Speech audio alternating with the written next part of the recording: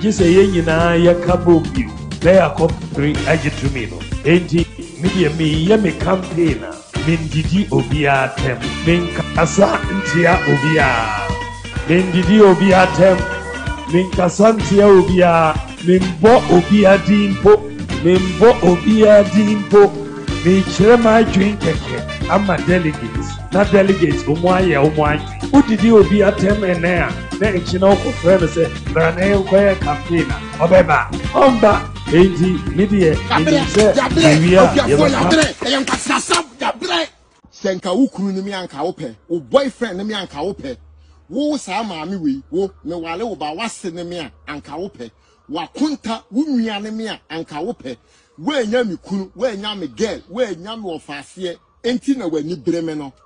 Eyensemhunu ana wudie no enye se wani breme a anka wo mfa comment basabasa ema me video ase emedi matam every day threatening eba me so sa video na me ye no osuani me kasa free Jubilee House osuani me ye commander me ye national security hweyie me ye bechew ye beye wusei wo kasa anye me kam kira wo nese me ma no so me nifie me nika me niega pade ensne chairman untumi MPP chairman Kumasi me mo branch no hwe kwaye a mode ne fa so agrada mi wosika madiye masefie e cha agrada e kwa mode na fa so dia mo ye chairman untumi no me de ene enye che na mo be cheme mo be hye me condemn me ne me mana ye tata aso nsia no ye nyina mo be hye ye Osuani kekan kwaso asem eyensemunu na woka no tie sa video we yie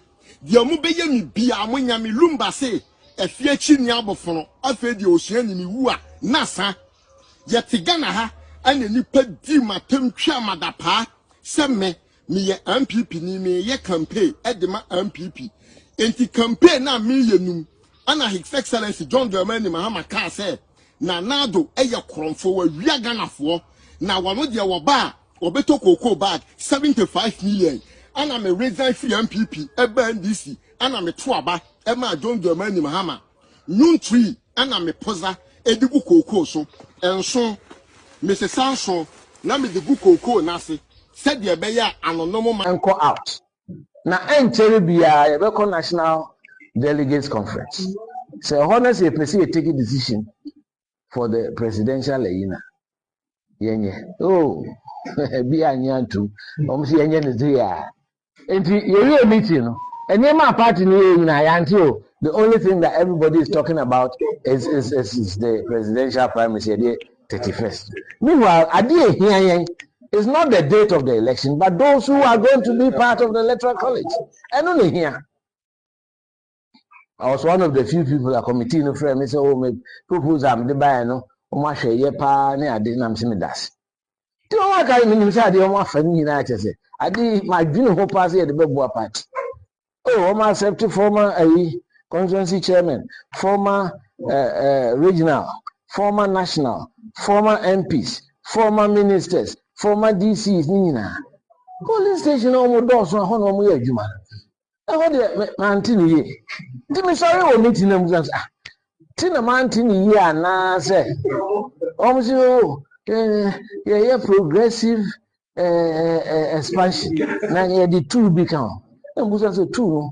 no one e na ho aso na ba point o ade mo system na nkrofo say enye na e de trouble aba eni braba yemfa adadafo no meka ho omo de nyame na mra point o ma che na ma ade no enye more inclusive enye complete people will feel a sense of belonging again and then it is a more democratic arrangement more reflective of the base of our party it me no sadia let's see be presidential candidate no first he said the kind na no ano no oh say na agenda for fa presidential news at a rate of approximately $80 million per hospital.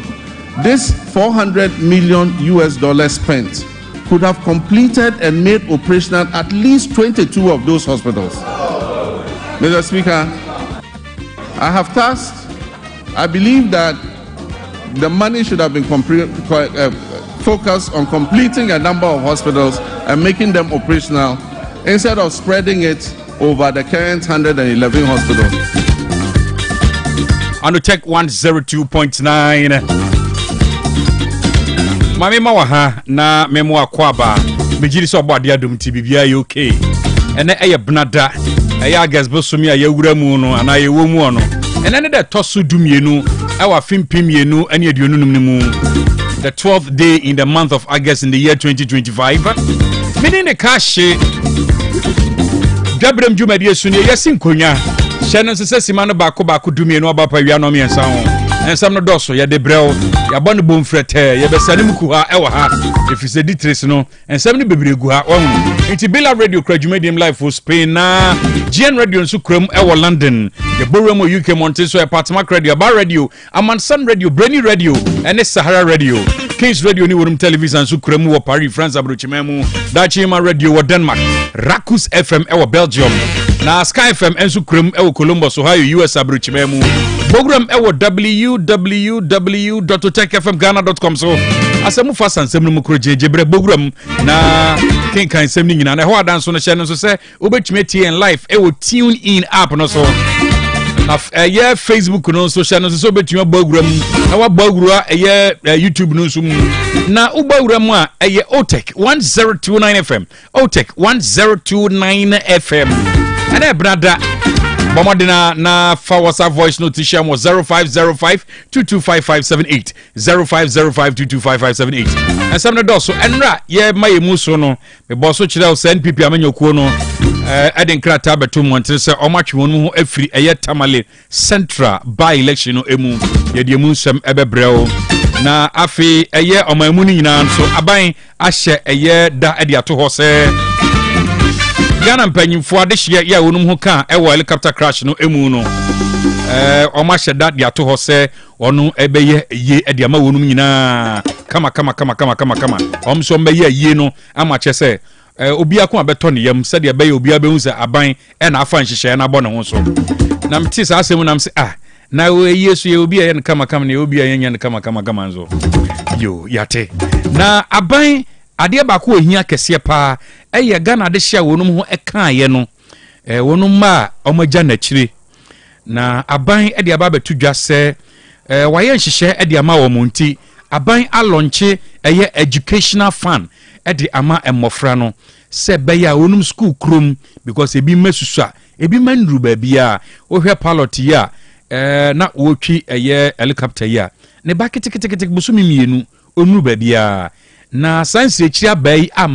ama mesonko dai mu a ebeyen sempi meno ka say National Communication Authority and so attitude radio station be bako enkron ya enkron no untumi FM eka ho the radio station a ewon kran omatum de ewo eye Kumasen so ebeka no na de ewo West North no so ebeka no ni nyina ye bisa ncheche mu no mo kira ne certificate a wode eye adwuma ana wode operate eye ofam no certificate no enkoye enyambo sinsita enti na ewo se ombomoden a baro hwe krata omde baaye no a omo kira bra omo ye se nkomba tutu radio station mo mampanyi edna no betu mu ma wonum no radio stations ni bitu anamon se be ya omo certificate ni bibia be okay but eye ontumi stations miensa no omo bia ni ho a omo tumi etu sa anamon no inti busumi ba ko no mampanyi share se omfa mom no aso inti communications minister asom afri honum omso mba monitor ehu se radio stations omabobbo mudin no ye de listening na bebro radio stations omabobbo mudin no omu nyina shut down mami ko bodwa to de Dwabrem mura me ba ensam na kare nyina de ba besom me ba sia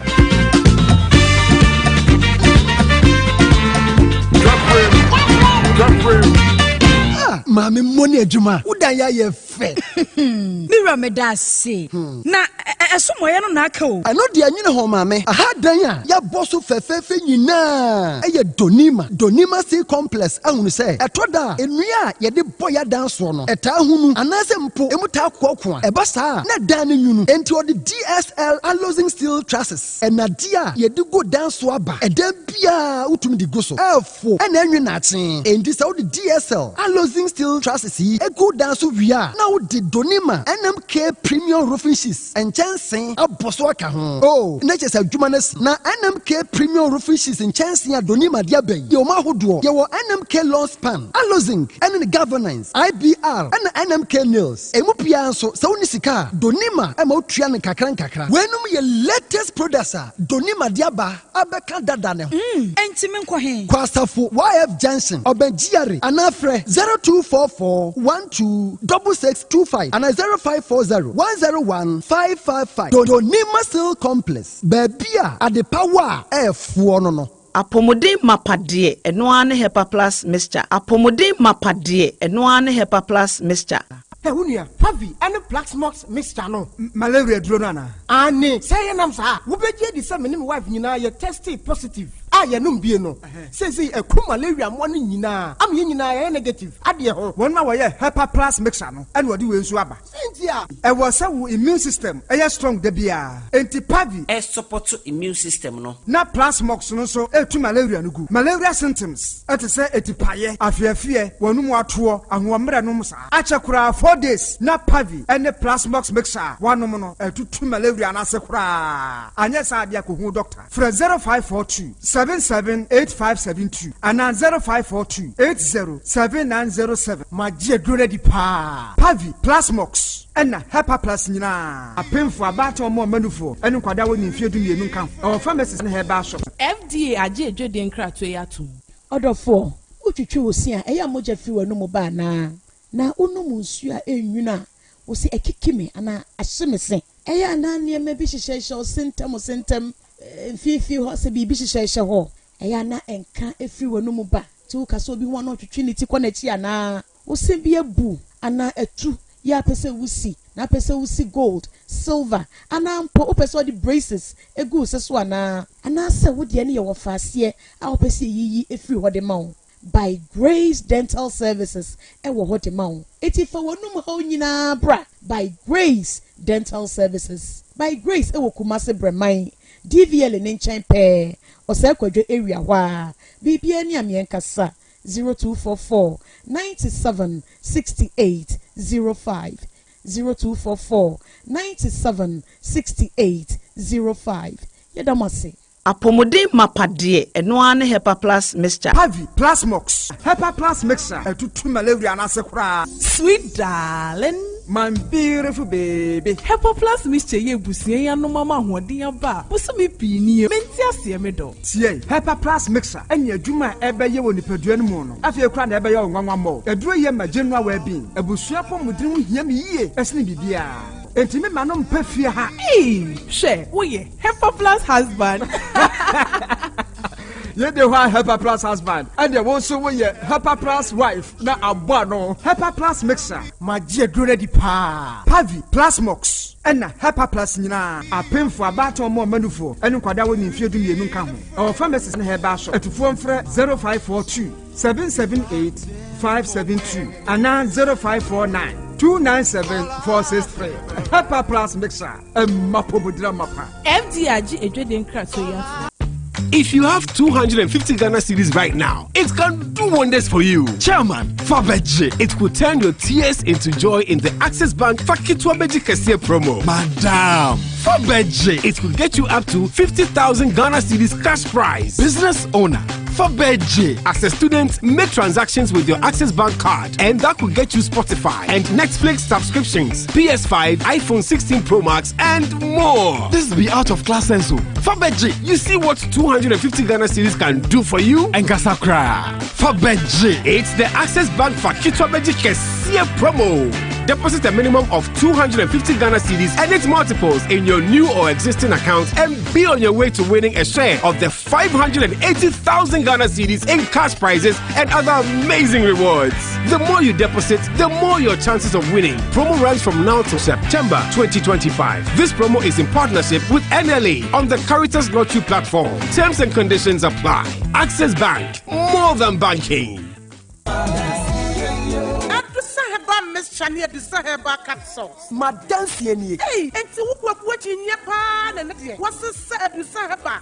What is Sasa? Mendia, wouldn't be. And net dear, for once, my Jewett at Disaheba Messana, who come from Mamiano. Oh, my number Tiwadas, Miampa, Caneno, Namis, Namitrina, Cheme, Nami Coco Yadia so teach me. May no more Disaheba Messa, Nina, and the Maya free. I do some radio, yet tried you when you watching. Yes, it's a young awkward look as ah. Miss say a person crony at Jumatin baby. Say you do say have a mischief and come a woo now. What don't I cry? Miss Mabua Pasu. Nan say, Ujina Brand. A fire ya do say have a capsule. No, say, some Mijina, you who's a me a Bamamua. I Jenny, a young crap. I do some rate. Oh, be to me.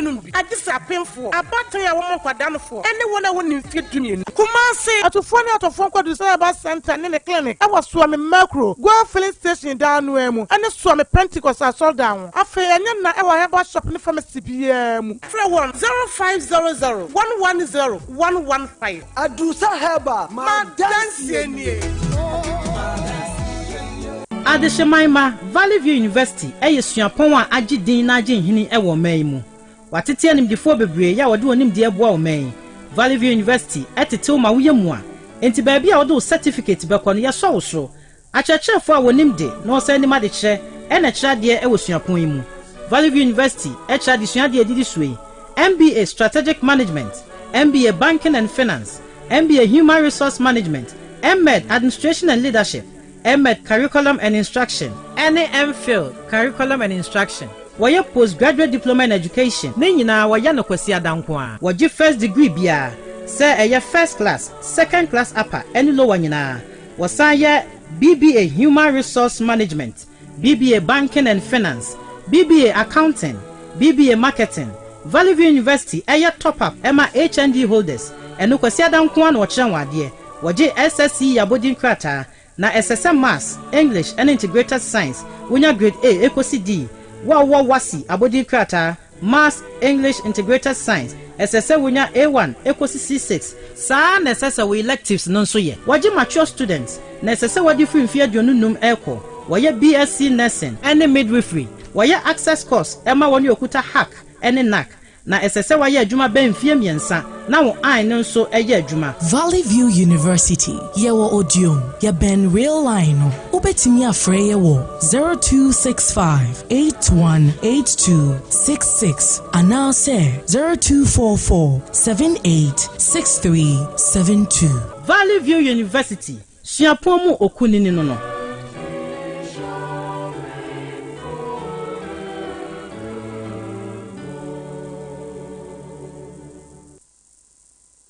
OTEC 102.9 FM, the pride of Ashanti. Dwabrem. On OTEC 102.9, Yakoya Yasamba, who's your for? Kahe. Nampum to say, Yamiadum, Yahoy. The word yase, was not the Abenenso. Na the Tibio, the Ebequary, Yapa. Amen. Maybe beyond so I come on. Nana, and some never be gum. And some never be gum be yeah. Young coherence no na yentumi to aso you abusia for ya kwa ba fonten 10 fediation samodi atwago ni atrase atase de barishia de besumwen ye wi adwabrem de beto aso na nsam adi ade ncheche ne de nuanom anya asam keto akra na ansam no kai se Augustine Kebrebe Enterprise enadama ana wabo ma dansi for contractors ni fiera for no enkani ahodo wise ahodo mu hie nyina mu nya no kwampa so de papa na de bo form or chandelier light ahodo models ahodo bi opa bi edini e ba kope Augustine K Brobe Enterprise, Orbit Fund, War Fund, Selling Fund, the Brutu to Woman, or Bankania, how do they assault to Nina, or wall light, LED corner light, net spotlight, Nina be or garden light and so. But why I said the American can once match or say, Nidia Papa Power, solar light, socket stabilizer, step down switch, and have a video doorbell, Augustine, Cable Enterprise, we answer to 4 open back on so account Sabakan. Kumasi at Mobeja by Jewelry, one lavandi, who power many 0243 179942 0243 179942. Yeah, Kyle say content video so OTECFMGhana.com and your crew change them now kwabenya do no na wa kenkan na enen sam na doso mobi ye agentre ha e won tenten video ni so owura Sam George wo dia to dwa say da no a helicopter na crash yi ka to ne bro ka de enka internet was shutting it down and enka be browser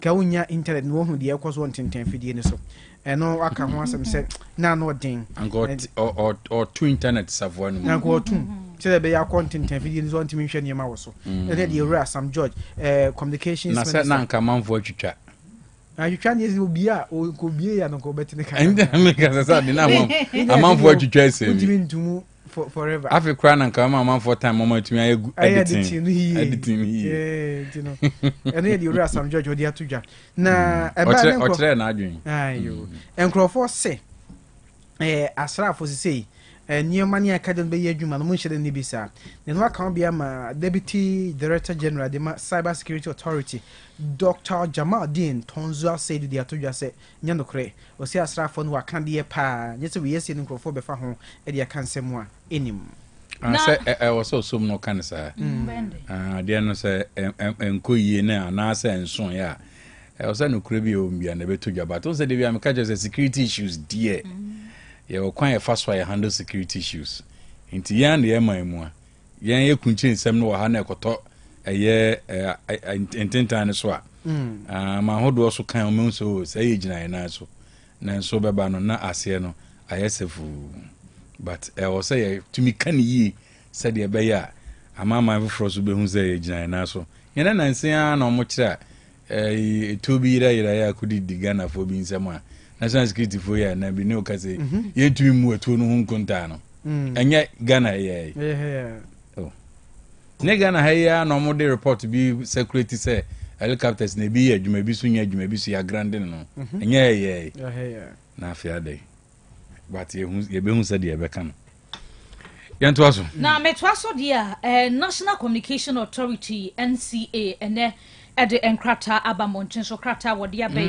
atro de ama radios be enkunu bi wo mo kira se 30 days ultimatum ede mo se renewal being someone in yama bia wasa won ban sie ho ene ye wo mo be kan besi ne radio stations in yon madwene so be ba be ka ho asem enu nti yatum de edi kan no ye Don Plus Multimedia eno ewo ho Dreams Ghana Media Limited eno ewo New Abrim Sanso ena Jam Multimedia Limited and also working Tampo Jewel Group Limited and also Edwaya Nkwanta and a Pandai Star Community Radio Station Bank Jewel Group Limited Edwaya Nkwanta Honorable Frida Prempe Station no sir 102.7 aye oh kwa ufri ne ho na wo Charity FM Edwaya Nkwanta Honorable Frida Prempe all right okay now last one is Unique Gateway Communication Limited and also Nkoko we first batch na second batch no what say first batch for ni omukro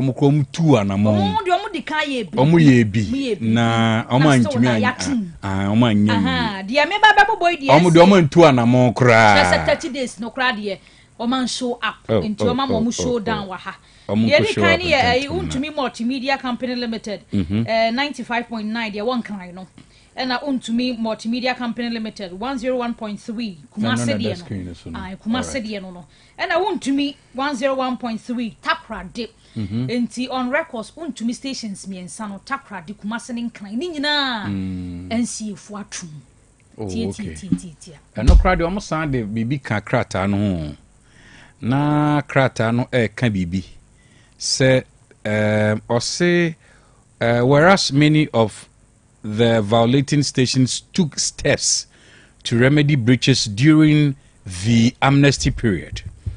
Also, 3 stations failed to remedy some of the breaches, including unauthorized use of studio to transmitter link. Now it's on link, you know. Now I say station or baby. And that the announcer or mountain and Nugusuno and so baby. And on a link, you know, or see STL frequencies and unapproved transmitter locations. Hey, oh, okay. Now can't quite anymore. Say subsequently, the operations of the following stations have been suspended for operating without a certificate of compliance in violation of Regulation 54 of the Electronic Communications Regulations 2011 LI 1991.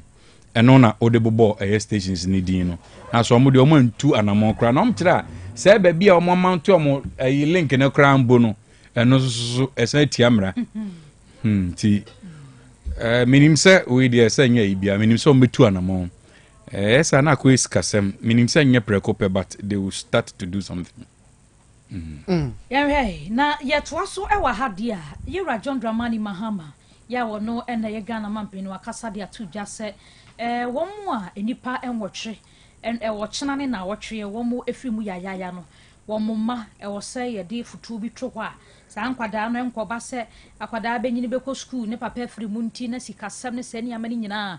Woman pesa sadi ni besinti no mo de futuo bi twa nipa enwoche yo mu firi mu en kwada wo mu ja wachire no wo be make sure say san kwada ni nyina best of life, best of everything that they deserve no abani be make sure say wo be ye e de amasa san kwada no at least e be sure papa no manimunyam ntie hu nsam no e wa ha mampanyini e de atu edwa yo na san komo ye mu na NPP amanyoko no obni betu dwa say by election ebekoso ewo ye honorable Mutala Mohammed ne mpeso yaso Tamale Central ho no o matwe mu afrim na mo no mo twa mu frim dia ene enko mo sere NDC for so say akotia by elections no o mo twa mu frim fa nche Dr. Mane Buama ene munyam na NDC for so kire say hombeko omunchu omo ho nantwu omo ho kina yo makọ primary we akọ o kire say asem no kra no mo twe ho da awre wo asendibia yeah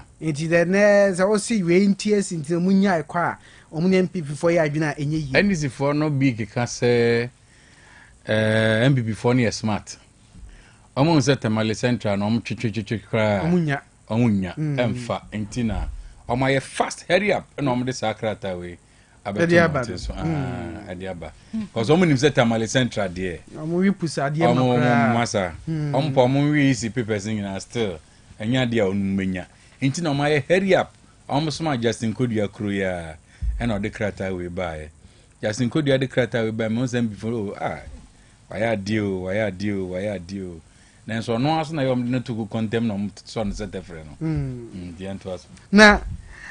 Ono so hwe na adwuma no no onyi asodin no yasin kodua no nka nkire ne se me se onyi asodin ne mfiri na akwam no onyi adwuma no se de wo se oye no sa won de bia ha de se oye no pepepa ye be kan pepepa ma oye so na ochia no so a ye be mo hu se ade a oye jo ochia no so what ya se ti o mo nka nkire ne so no so ye omfa nansi fom na so na doso dodo na so ya ye din o mo kasa nkire no na NPP amanyoko ni mu ena o aba manie se mabunu bi akofa nkrata e dia ma owura Brian Echampon Dr. Brian Echampon se papa ne se obekọ no akotu akopre frank atuni onudwe de dia ma NPP amanyoko ne dia enye mu amabunu na aboabo ho a onu akofa krata e dia ma ne no abo ho amane wa na ba election kombo ya on se OTEC of news editor editor ya se be ya ka by election die penifo mrem no hwense samara no na enipa ana amanyuku a omukura mrahye beja akonya no ebe ya nka eni mfie na BBC kura no mo fa amanyako no fa sa akonya no amfie nan no ne bana ba foforo bana se ne ombe pre ho ma pre ho sa asem na wura adma ko kisin so di na no atum se no kwasem ne de yakoso ne de ebe ya nka penifo ntie na omonye mre ebe boa ma sa ba election sem nyina no efri ho no nti BBC a amanyako akonya no kura no a bekrem kosi se ebedura bato frost na Ghana na akɔkyerɛ madwen na GMT for wama kasa Ghana Meteorological Agency kashe wamo kyerɛ Water River Aviation no wamo ntia sɛ what na what you better na emergency landing bi akoso once Ashanti region kwaya TB nkɔkɔ de bae na Central region wamo kyerɛ all those helicopters come ho asem ya is not registered with them nti wamo wonder almost see a database of the weather no munya wa here omu di tu fa wiem because some register wo mo ho a mo be see data say and the wiem ti say and the wiem ti say ya ansa na mo de atu. Oh, okay. Is that what teammate is saying? The omo kan no say water for monya careful because most of the nonsense is here e bi be si wa Ashanti region ba ko si won kokko e na ba ko so si wa Dwuma ko Central region. You are not registered with them. Tino weather data no ya mo fa free hin ansa na metu afa wiem a metu afa wiem. We ya nsemu bi ene wo mo ede aba betu dwa ya wo kire mu e wa ha. All right. Na ye toa so e wa ha dia asante mantem akuafo bi na kasa titu ni won mo mo afida kwa bre no of de mo kanyina nse kokko ntumu e ba ye dia nya nso kwa adwuma yi edin. Ti dia ye ndi so mu twagu nom de dua mo ndi agya won bete ato ahu se ye mfa so ni na we ya aban no e won nsam won no control de wo mu ni se nkoye titiri ni ntumu e ba na anu ye ntia ne mu dua na eno betwa kokko na guo e de akwa dua emo se ne be ye gya won so benya kakra tafre eno eye akuafo bi a wo wa fida kwa bre no fasante mantem ha eno wonom e de sa ensam we nyina aba betu edwa yo doc yɛde mu sia na afei woni wɔ fa ɛho hia papa madam asenso why sɛ bibia so ehye all right, okay. OTEC 1029 FM yebeto aso na ene yebedi nkoma fa airborne tragedy no ɛho na menim sɛ sabre de okofikesi mu a brisi ene de ka ho areho asifie ti ebedi ɛhɔ so ho nkomo na yahwe government prophecy scrutiny decision no a ene aban de ababetu dwa sɛ ene sɛ nkomhye bi efiri ba bi ba ana nkomhye bi firi sofo bi ho na eba beto dwa kwan ebe fa so a ye be so eyesa nkomhye no emu no eno so ehu hia papa na yansom sa nkomhye bi a ye betieti no kroma no enye nkomhye bi a emfa mai sa emu nko ebete ye bedi eno so nkomo tisha no za ndisi Justice Prempeh Ashanti Regional Communication Team member oba be kan ye ho ewo ha na NPP Honorable Kennedy Kwashi Kankam former Askware Mampong MC former Nshiaso MP na CPP and so Alhaji Abdul Salam Isa Ashanti Regional Secretary for the CPP obete nenka ewo ha ye bedi oman hu nkomo na obetumi de WhatsApp voice note no enso ehia en ewo honum ti bomodina I wanna be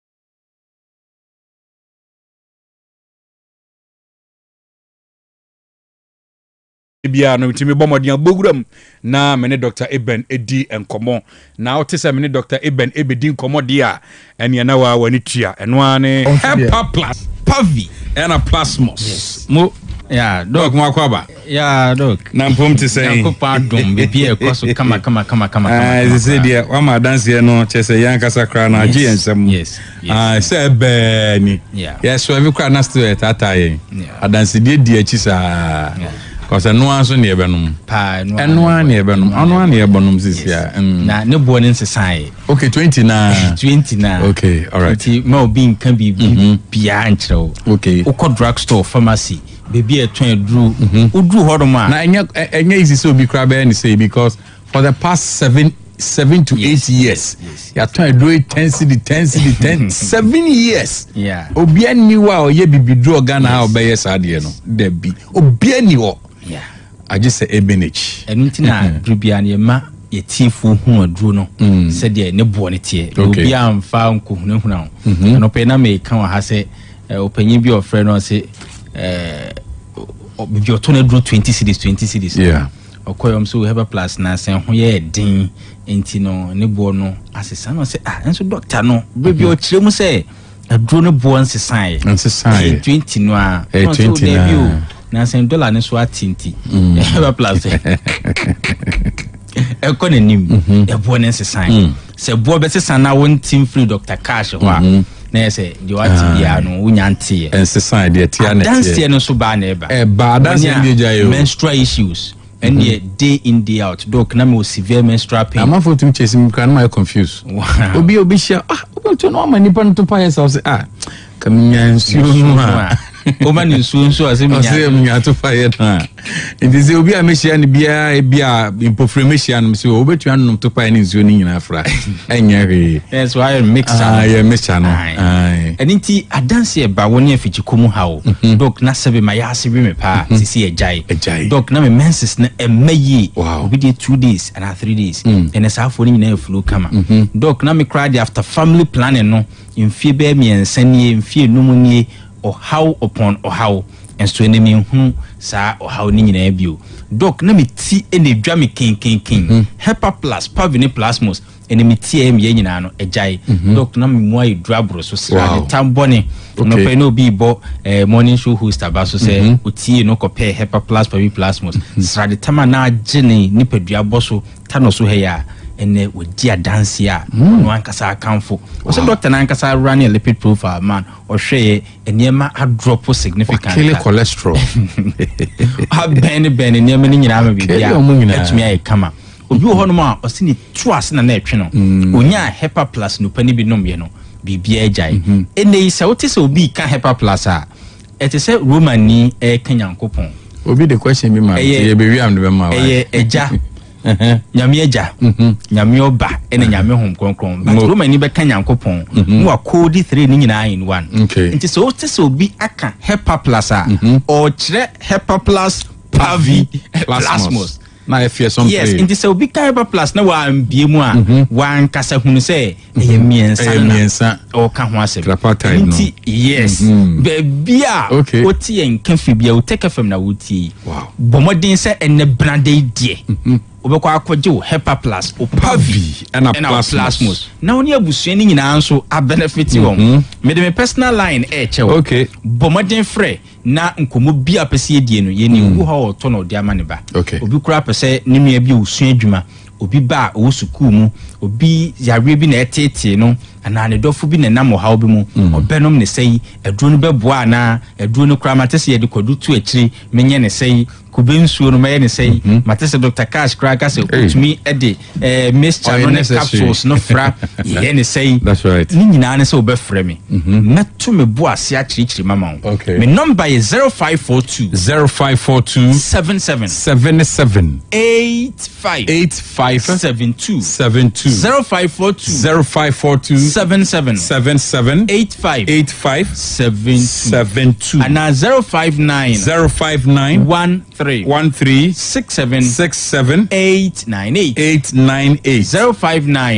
059 13 67 898 ebia wa manone o pese di no ni bebro 0542 807 907 0542 807 907 I say enu ne ye Hepa plus pavi and plasmos na enam se eduro no ho nye den ne bo so ensesa ye nti se uduru ba bi na obi die asan ma ho kwan mo onyi foforo mfa ma ho ato endi ato ma ho kwan kura mo nka so ojiwe fa shem na no so betumi aye die anka pavi and plasmos ebe kan Hepa plus ho aye die ma no eduro no de eye Hepa plus pavi plasmos baby e ton eduro bia no okwa miensen na sese unya utie me osofun mu ana bibia be so mu no na onsa wo so utie me bia wa bɔ wana ache wako hospital wanu mu bebre ebraso ma woni padua na kwanya na ni padua na nkasa so enhwehwe ne humu build the well being no na ni padua na nkasa boa mo atumi asan ho yare ebia infections yi wotiti ache adanse nso ba na eba de na ma otwentwen na ase de na ma wo ye very reluctant say onso be kwa try say obenom hepa plus pavi plasmos okay in a student do no akra de atadwe kan ho ese nyem panyimfo nko a da bi o student no omo ankasa tumi de atadwe ne bi ka aduro ne ho e de ye omo ade eni nti me infections hunahuna fa ne se de kan ekura wo ngini wa ankasa ana wo ni mo bi e infections a oyo oba hepa plus pavi plasmos ene kotobi ma no na manem fa na atadwe ntoto akiri e am kan se bia wo esimu hawo enti untumi nwi atadwe na de blend no ai o blend no ma na no so etumi eboa blend na wanya paste no tidi na mo o so your bema e ma so spice na kakra so na wa man ginger kakra bi you are good to go. Wow. Yeah. Unim niema as last me ye program ha am ka se wo de untumi ne blender na say untumi so nwe atadwe no na still o your buy infection setete wa free market utumi enum atadwe milk kan after bare 4 days lady ba conference doc we nyina wo hana mako hospital a won panie de chemicals agunsuo mu cleaning o say just within bare 3 days now no hepa plus pavi plasmos e de atadwe to akiri nsu egugu no sebe yi pampan a onu ampe o my recommend fruit bi so ama woman bi na I oni ha o you can ti oba no ko ti oba me ma no ayi nsuo no ebi but no say ohwe say na ohwe yen wo social media no so yeah to be through obi na ma odi hu mi wow enti unexpectedly o frame no na me work goose kakra ofie and a man combination we goose only and a man goose no kakra wow and a me chair ne baby obenya bebre ato ti me chair ne patase pharmacy yeah very good our brosana yes and very good ti me chair ne ho and all corner to box wow but a friend during the weekend me catch and so no we are on pe cranberry on the cranberry on the cranberry fruit beer help fight infection yes it is onum enonu we obetumi the cranberry not to actually so when you attach no ho because our lens attach no costly wo ho it cranberry no normal grocery obenya it nkonum nru we are not for cranberry into actually and a friend weekend wow the infections are gone cranberry a fighting infection fruit bakwa a fighting infections and on cranberry yes na ebia odo wo Ghana hanom wo Ghana cranberry ni no onni magic ko ni din ko wa hwa akọbọ a wasesa L ne R no me ha ho atadwe die cranberry bia wa ha because unya ama belly abefu enti patadwe no yes ani kwadu no o de ni kwadu no uhwane ho na ahoma no sense ho agya ne saa Janisa edua bia na uma wo yes enti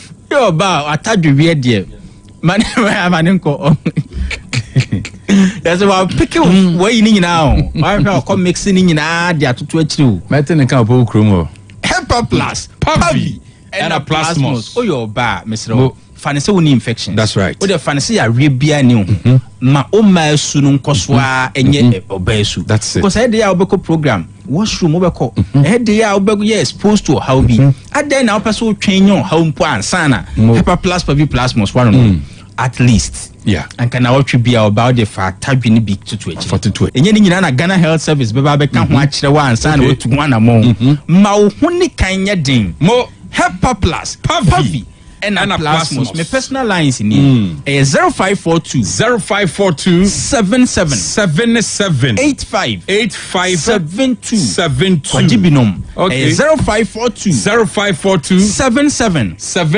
85 72 and 059 13 67 898 059 13 67 898 Owa Manonia 0542 807 907 0542 807 907 Kaise no ewo baby a entwen ma yare ne ma. However, ebia wo dey stroke the what to form ya the droben show bemem yare bi tinti diabetes akoma yare bi ensan bi atiegu ba bi sabio fichi kwane kra makra anase yare bi ukokata so a wontumi na uti edwa kenkenken o how no wuchire mu a sabi ensisi so a enne kotra edru ni bi na ena ye brande ya me so ready oba mawukunu fa kodu ntoto echi oba man so pa tadwi kofie e ma wife enfa bi ntoto echi ni enhwe se sabio onyankopon bo wiase onfa niema we nyina nso enka yen ho ana fra me 0542 77 85 72 0542 77 85 72 and 059 13 67 898 059 13 67 898 Owa Manonia 0542 807 907 0542 807 907 Helper Plus Pavi and a Plasmos. OTEC 102.9 FM, the pride of Ashanti. Dwabrem. On OTEC 102.9, Yakoya Yasan Aba. Alaji. Cash. And Wakwaba. Ya cash. Nampum to saying. Ya madam. Ya double dear say Bibia Bocon so dear. Ya madam Bibia Bocon. Jiri also here. I don't need to your way. And Benada. And Benada near the sign. Because of their 2 year, the His Royal Majesty Kache Ntama. They say the announcement in the bar. Both left and right. Also, hima atua na nomti ama happiness in the horse. Exactly. Yeah. But yeah, I said yes, you still move on. Yeah. Still move on. Ashanti Kingdom will still rise. Exactly. Yeah. And Owodie. Yeah. What happens after death is more important. And from look of things, when you say death, it cannot be a threat to Ashanti Kingdom. Sure. Yes, until you still rise and move on. All right. You didn't come away, and I mentioned common as they free prophecy. So. Yeah. Okay. Ujin come shady. Gosh. I personally don't believe in that. Wow. And based on my background, my faith in my Islam, from the sect I am in Islam, which is the Sunni sect, you need to say, nipa timetina ashon kom, maniye. You be a friend ilmul gaib. Say, the knowledge of tomorrow, what will happen tomorrow, future. One of the accolades of Almighty Allah. Yakopon na wasa to me say ohun de besi china nipa bia ni wo wiasa bega say me metime ohun de besi china. But along the line no you will be able to say dreams.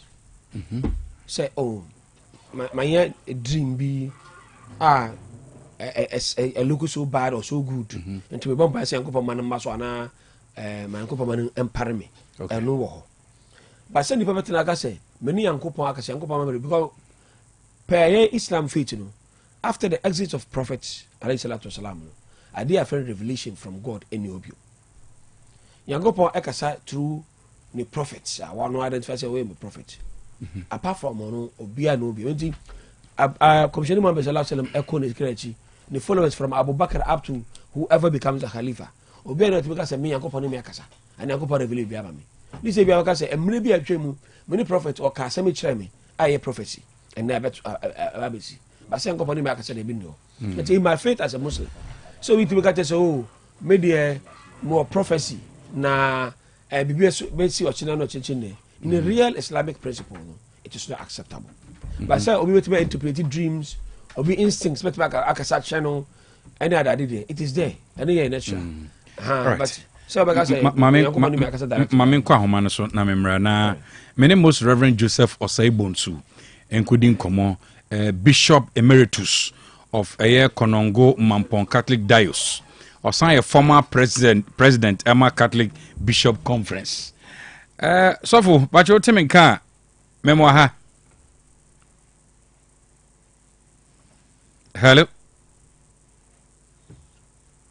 hello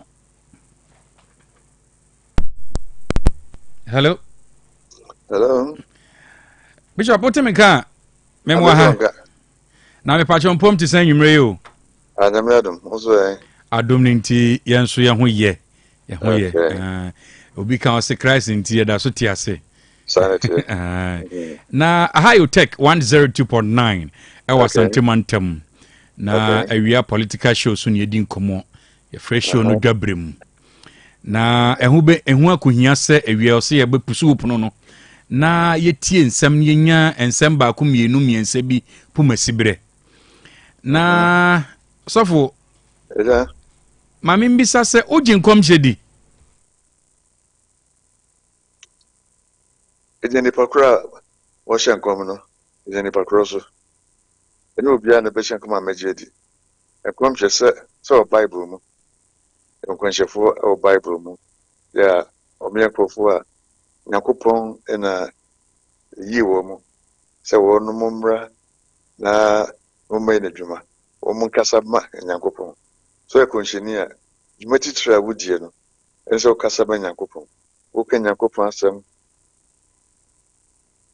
adade mu no ne gwashefo no no mo kasa e Nyakopon enti no Nyakopon pese jupo ne ye no no ka kire wo mu enti no se bia wo no bobre bia enya makasa cho no masasa se wo hye nkomu a eno nche se da bia no na wo hye besi ende wo mu ani bia ba ku bia ba de mo djuma titire pa no eno se wo mu kenya kopon ase wo mu kenya Yakopon pese jufo no eye enti Yakopon na yini pakro no a eso hye nkomu na mejedi emo ene no kofo bebre wo ya sori a so be konsheni edwo timi hu do ye papa ndo anye papa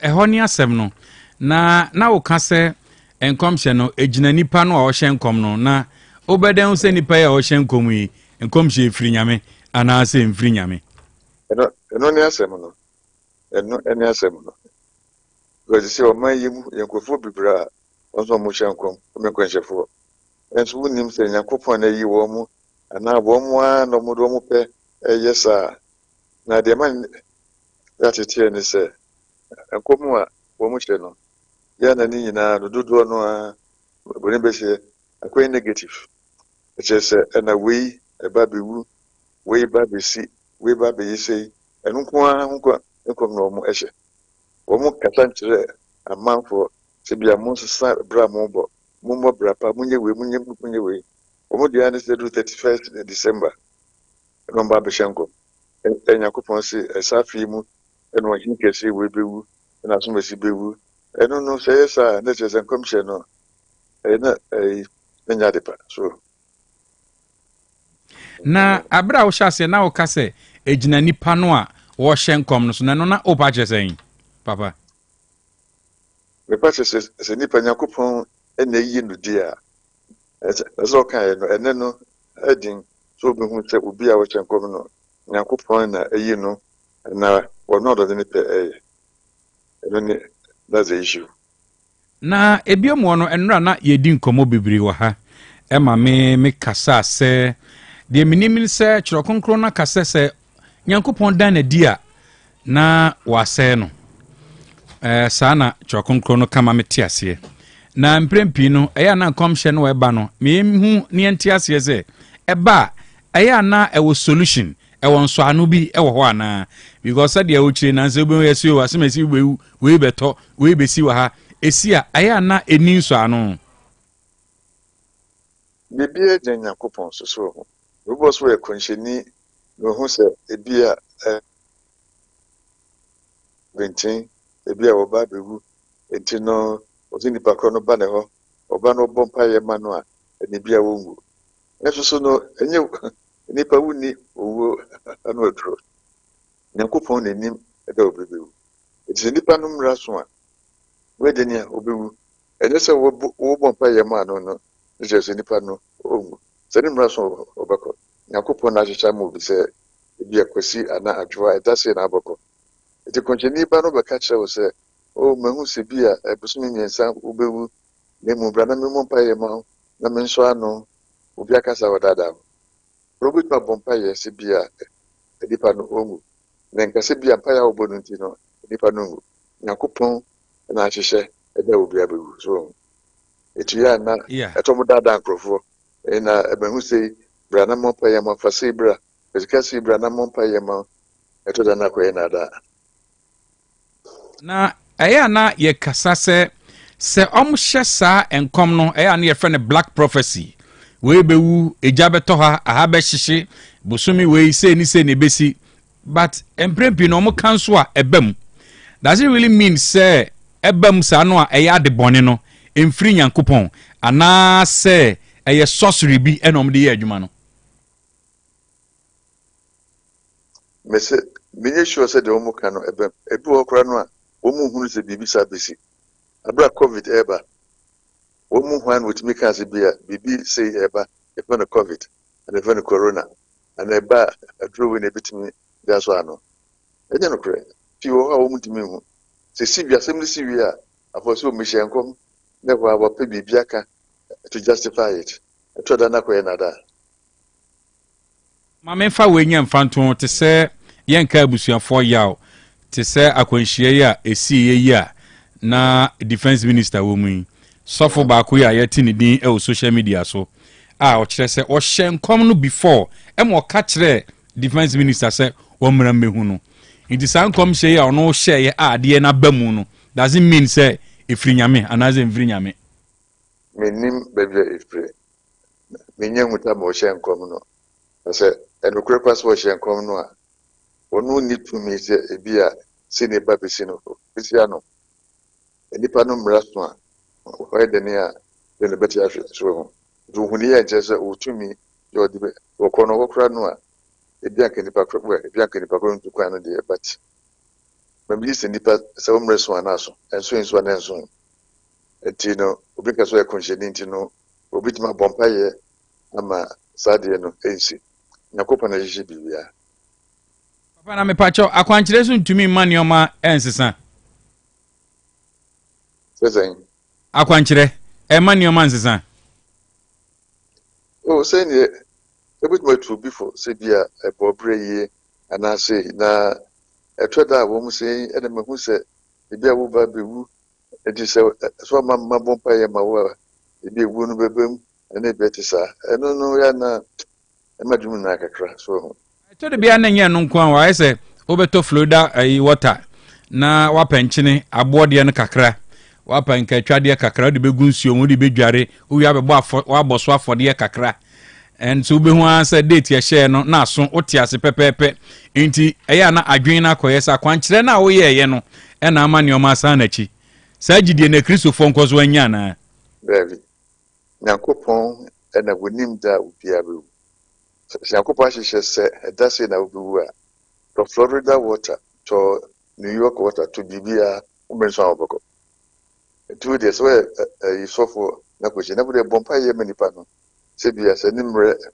ebeso a Nyankopon hu no bobo bibia ekọ befa so e obewu no ebia nye boko ma no wotimi ka se wo mpa ye nti na manipa na ngu Nyankopon na agye bibia eya na emprempi no ohaw no eye den kwa na hardly say obeti say yesi ana prophecy bi aba o man no afi we a yebesi hu yesi di no ho be den yebese dollar beba system nim ye ho beto yen krofo ni nyina obi ani wa ne ho be kanda sa prophecies yenya ba prophecy bi ebenya bia black prophecy adentina ya na etaiban za ni na akoye negative wo ntimi hye nkom se afi we die ebia ne ma be ye wo Ghana ebi aduane bɛba amafo benye sika ane bi atisa ne nyinaa no ɔtade ade hu bɛhyɛ mu no ɛno bɛka so mo ka sɛ Ghana bɛ yi asɛ ne fa hu hyɛ mu emu sɛ ka sɛ ebi a wo bɛwu a ade hu bɛhyɛ mu na akɔ ne hɔ ɔte fa wei bra fa sika sɛ bra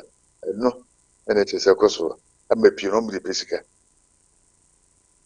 nti sabere no one aban ɛbɛyɛ adwene sɛ sabere a yɛwɔ mu yi aban enso de nhyehyɛ aba bɛgu akwan mu sɛ efiri na ɛkɔ wa wobɛnya ɛyɛ enisuade hunu bia ɛfa aban panyin bi ho anaasɛ bibisa no fabra asoyɛ no na ɔmo doso nkɔmhyɛ no hwɛ ɛnura meti saa asɛm no ɛnsɛ ɛrubɛsafiri ankra ne kan mewa that's right and Miss in charge of no na bibisa no meni ho kyerɛ sɛ ɛbasa lɛkyɛ sɛ yɛma aban tumi bi sɛ aban bitumi ɛyɛ bibi so bɛhwehwɛ nneɛma mu ne ade ɛyɛ sɛ ɛde ha bɛba ɛtumi de begye di sɛ ɛyɛ ɔmɔmyɛ prophet no so ɔmo ka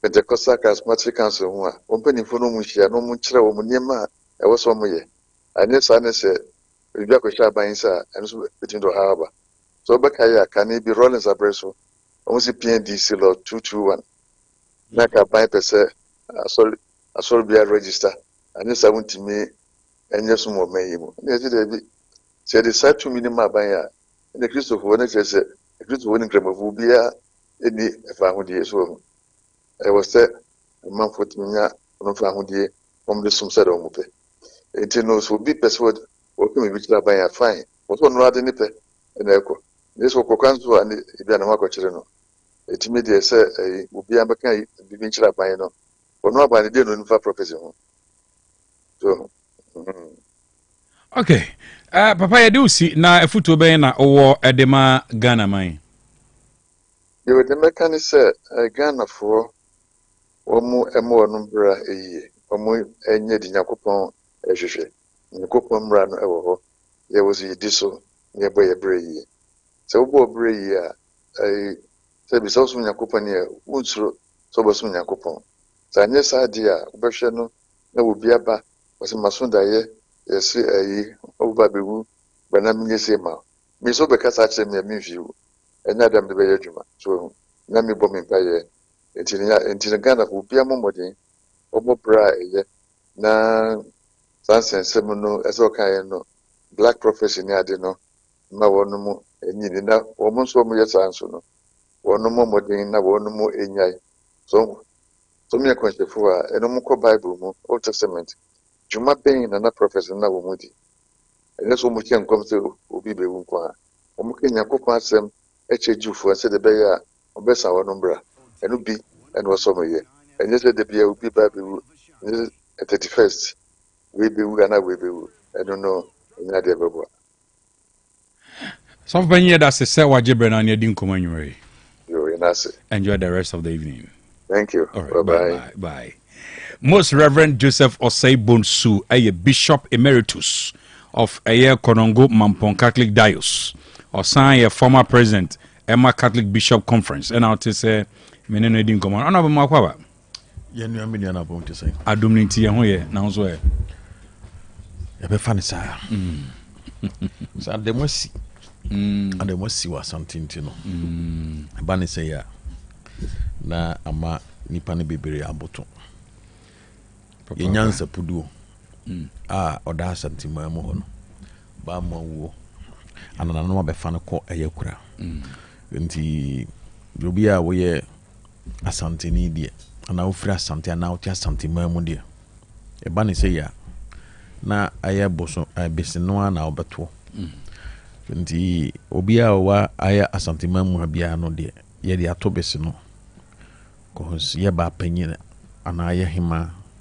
a se true die dia yesu frɛ no a empo ye de aye eye kasabebu bi se ye ko bisa abrewa no ya brewa tia ene na owo de ne nsanwunwunu no ababeto no so nti nananom ne mpanyimfo ne akya mendue na mensumendue bi ya mane wo bia dakena we de nya ba ko fo dia nyina nti minti metra me kasa me obi ayako de me kasa mundu na me so mendu bi because of nana asante hima wanya ne baby kono ti ya bompae se obekwa kura boko ni aye kakra na ne ko ban mu obrema so na bibi akoto boko ya hene say ti o ko so say china wotwi se kwesi ada ya de nti idi ada ni wi ada adwo ada ya wada no ye bedi nana something ma na wotwi da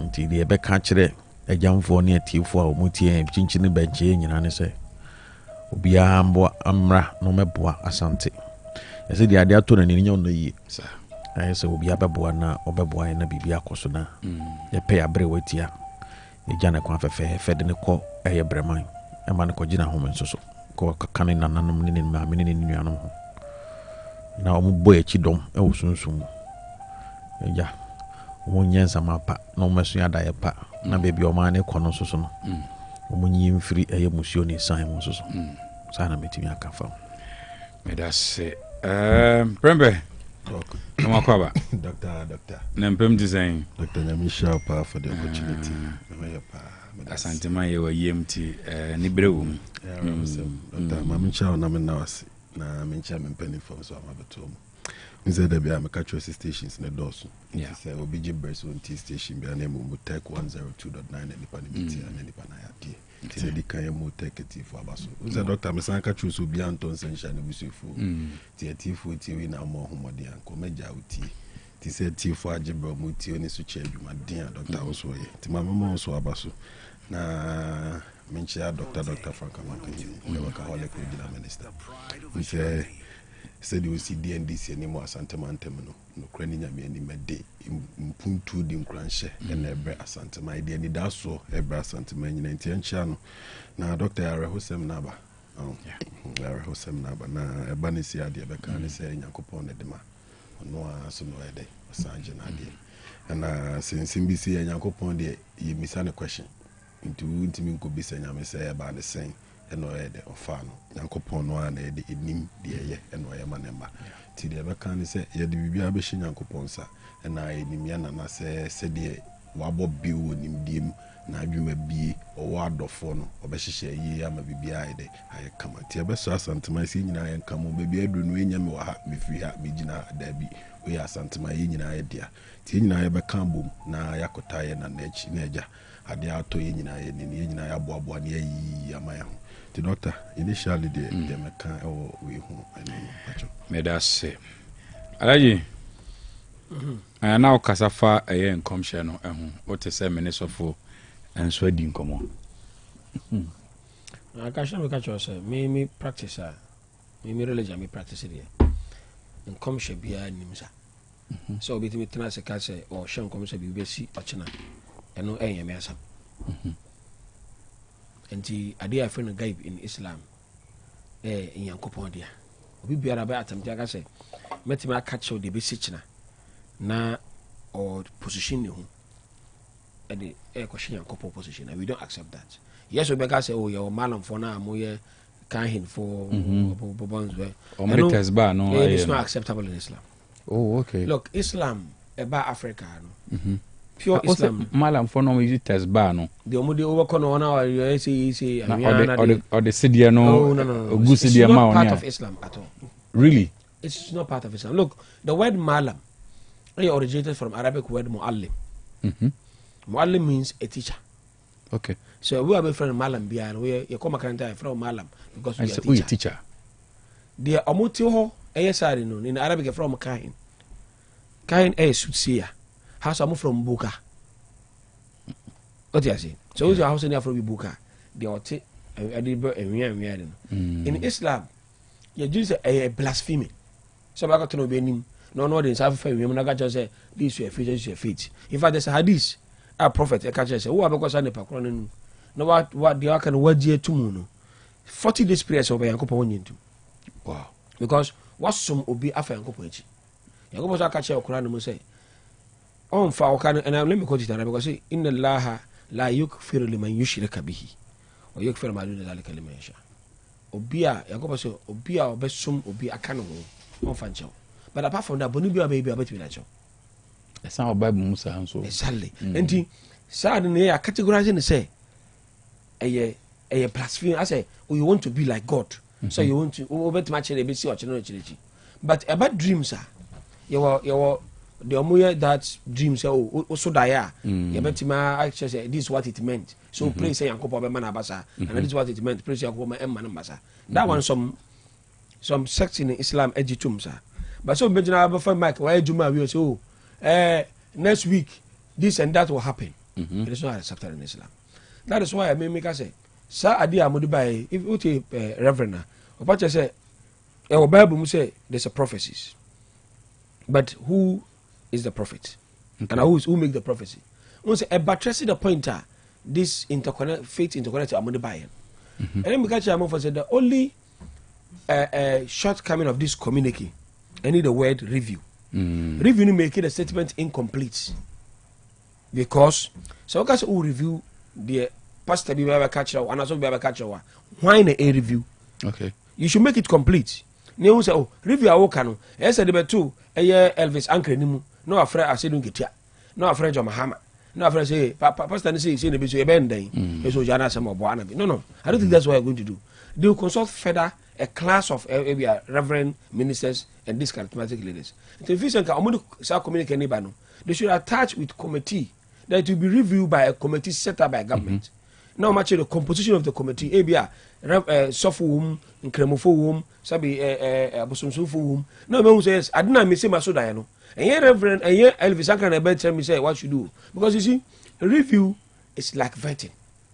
The difference in it the end results are not the same. Okay. In the review case, you know, you sure didn't you are a baby such a dear you see a jetum, dear oh, ABC sacrifice. I want me share that beside say it is the Bible say God reveals to redeem. Or done a dear now I say no. Then some come shane ba. Inti tama na yemfan say software dear no gaze or my neighbor amambehuni. To obehuna what would he have done? Yes, into obey a quantre, and now so obey bompire na man now to come. What often kind of and yet prophecy. You see, prophecies are not ambiguous.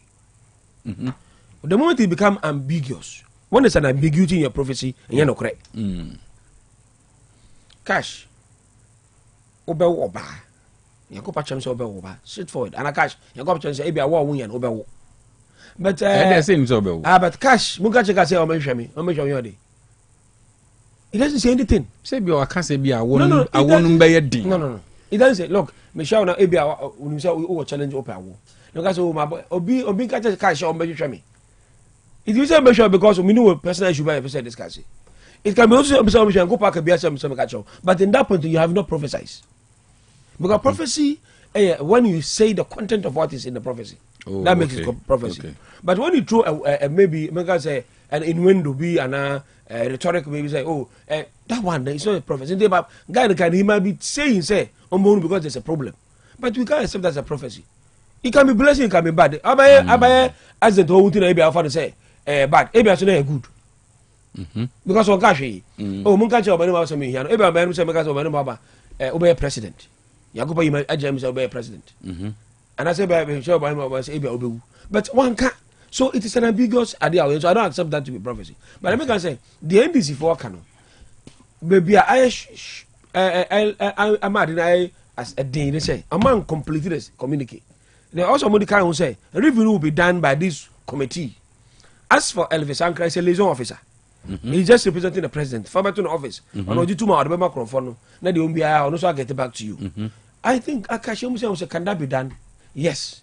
Because if I'm not for taking, I'm sure we also say, Samisha, say, Abia, my sort of banana, commercial basso, Obenska, this and Makachi. That's not what they're saying. Who did the content of the community? I must say, Adibia, and what's so minor. My example say, Abia, President in Betuna Belgu, and a prominent person be no one be between affected the state's security. I must say, and before Bakacho or fans followers, no, bra, no one discuss it. No one chose I didn't know the risk involved in whatever it is. No, quite better so I avert it from happening. Because any beyond anything that or say it depends on the Obaka channel commission. but it means okay pe only new this one also make a review of who is saying the giving the prophecy or be analyze it why we are why offer he only why what is your background you understand because and you be an sabi obeto abeka prophecy obi abeka prophecy na ya beka wasem and the mimi say some of these should be looked at. Look, in Islam after the exit of prophet because the followers be akotra na baby your confirm nam ejiji ade friend hadith here sayings and acts of prophet. We have history of one follower Ednanti a distance me friend Sebeha to me friend Egypt. Those days they are to it Adam friends say horse and as a camel na dade. Okodu nipa kono ho say what is say commissioner kase mention of person obejisa is going to compile the hadith. Kain so fi say maya hoho. Nti o say me aduane bi edema na odi. Ti o person okum na abo ama no aye akoko. And the guy that pretended say bo na akota no. Aduane o ma odi ma akoko. Na so ye bajidi. And about by na chi no kum. And the guy say I can't take what you're going to tell me. Because in the first place an innocent element what deceive no. What is the case? Say me obeka no crash me. Aboa when num hwe no what dada no achi no kum no. Na many people say something me and some of them mean for the ejuma. So it depends on who even coming with the prophecy. Under what circumstances? Who is he? The track record. We have to review all this. But this time around, that's what Enra say near can I say Misoma Saka. All this time, no prophets are getting na. Okay, so be a shebina minty, they are fine. Say be a matse or mine no. A few way you gremwa. My goodness, Kabeba. Timemphobedi, you be a business so Sikabebuso, but the only thing you hear on the 15th of say market way, Beshi, way accident, Monga Kumasi, Quine way, those kind of prophecies. Africa, yeah, Papa, and the end one, some prophecies no more. The last example, okay. Is it this reverend? Is it Pepper? Whatever. The Oka say shall to be that year. Okay. When Nipa sorry, if not for the fact say Omoko asori no biano, Omoko atake na gidi. Omukum Nipa. So what do you think will happen? In the long run, it might be turned into Christians Muslims war. And I don't be like I say, stand somewhere. You don't go and say it outside. Say say on him probably. Why you can say it. Don't go and take to the appropriate quarters. Name the risk involved in it. Means you come catch on also continue bedroom the teamuka. And there are people like you can say Jesus whispers in their ears. This same prophet is also saying, say, if we said John Kuma day, so also tuning by John Kuma and Chen of ye. On John Kuma be Kasai and John Kuma see you wakam at a mebom of Panyam. Who are with answer. Some of these things, Nipa who we are now videos and stories and whatever. So my question is, I didn't know Musa your man. Can't you help pray with the person or for the person? So that's why now government is giving. But I just any pan baby who answer. Government platform government be more. Ebe supposed to be brave. Let's be honest. Ebe supposed to be brave because you do ko. Now do ko before big reverends and pastors and whatever. And imams say because be church mu na odi na tantanwa and automatic. So I think say government ain't completing the statement, you know, which the committee, you know, say be possible the list of the members of the committee. Say be am for be am fine because and me tell because say na me ma sha me come politician na be review amame. I don't think say you got a politician better than review. But looking at the statement at it states now, no, obi are all right to give it different meaning. And I'm saying say sometimes in communicating you must consider clarity of the communication. Extremely important. When you communicate and make it so ambiguous. So to me, I think the approach is not bad, even though you won't be that. But let's give it a try. Young guys say, "Oh, one comes to be committee." No, you see, the threat to the state. And this is so Bonnie be an Papa Bebre mine because cash. Imagine so be a my prophecy say about Yebe coup Ghana next month. Imagine how many investors will run away from this country. Imagine people are made Janafri Kruma because come should be able to say you be cool from the country. So sometimes you know my mom for put you into a risk. Causing panic and fear. More because I didn't agenda because and this and I am into me. I think that thing should be considered. Me da se papa. Sadia na o kan se Quran ni mu no a make say Bible no so mu no. Ohwe Mose mu metoso mienu. Etradio no enyimu miensa no a o se nyanyame foforo enka me ho. Okay, no. Yes. Exactly. Yes. Exactly. Honorable. Yeah. Me pacho why akwankyere ben? My akwankyere. Wako sofu bia ma why akwankyere pen yenye we tonkyene. You say yes and why akwankyere ben? Oh, mpai body ye mabobi da. Mpai body saying na. Oda say na me ka no chese. Ba sa akwankyere no de me nkasa me hyeda enye akwankyere da. Only Godfather bia. Me nyame ho. Onyame Godfathers me asofofo a omo ye ma sorry. Omo ye ma sorry asofofo a. Si duru se bia kyere me so pa so ma me a. Me ko no me no mudi nkomo na omo ebom paye the directions. Okay. Normally they use the Bible no to guide you. That's right. Now Omar refer you to some of the content of the Bible. My gosh. And me one say Omar no is in disarray. Because it seems almost everybody in this country is confused. Almost everybody in this country is confused. What is the level of our confusion? Because I will say, ya kwa say, enyame kro na ye som no kra na nkasa no kra no. Yenum bi bebre ho a o mu nche da nim the particular God that they are serving. Okay. So the country is confused. And so all linking to the various incidents that every power of mind we money in your mind koswa. We sit down and we are saying there might be something fundamentally wrong in this country. That we need to look at it. And you can say politics and sometimes what can say ya obi fi say bo aban bi and bo a leader bi echi.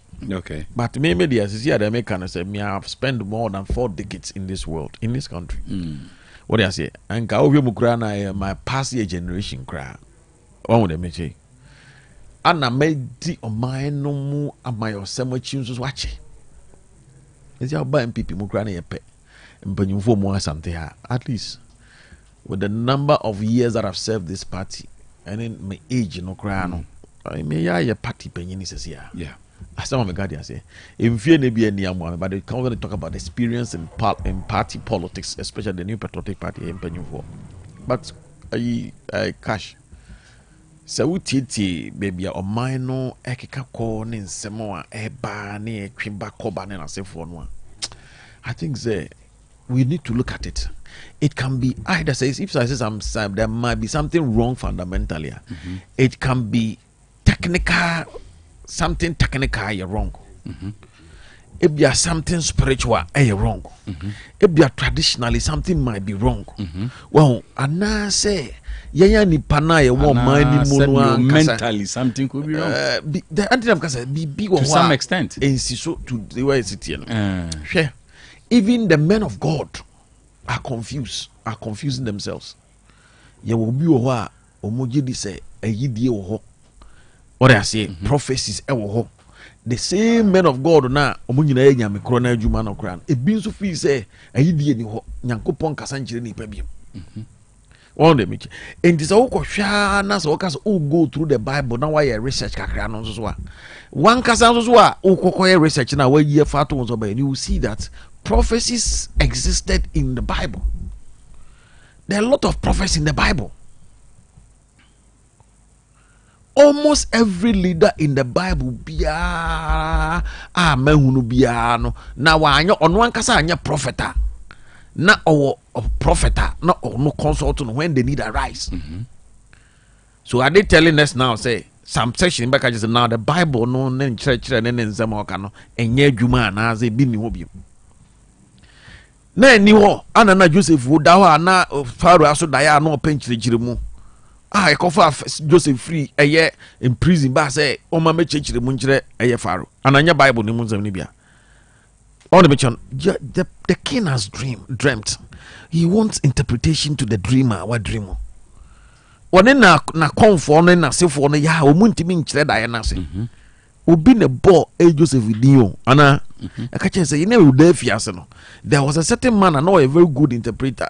No interpreting da ya de kire.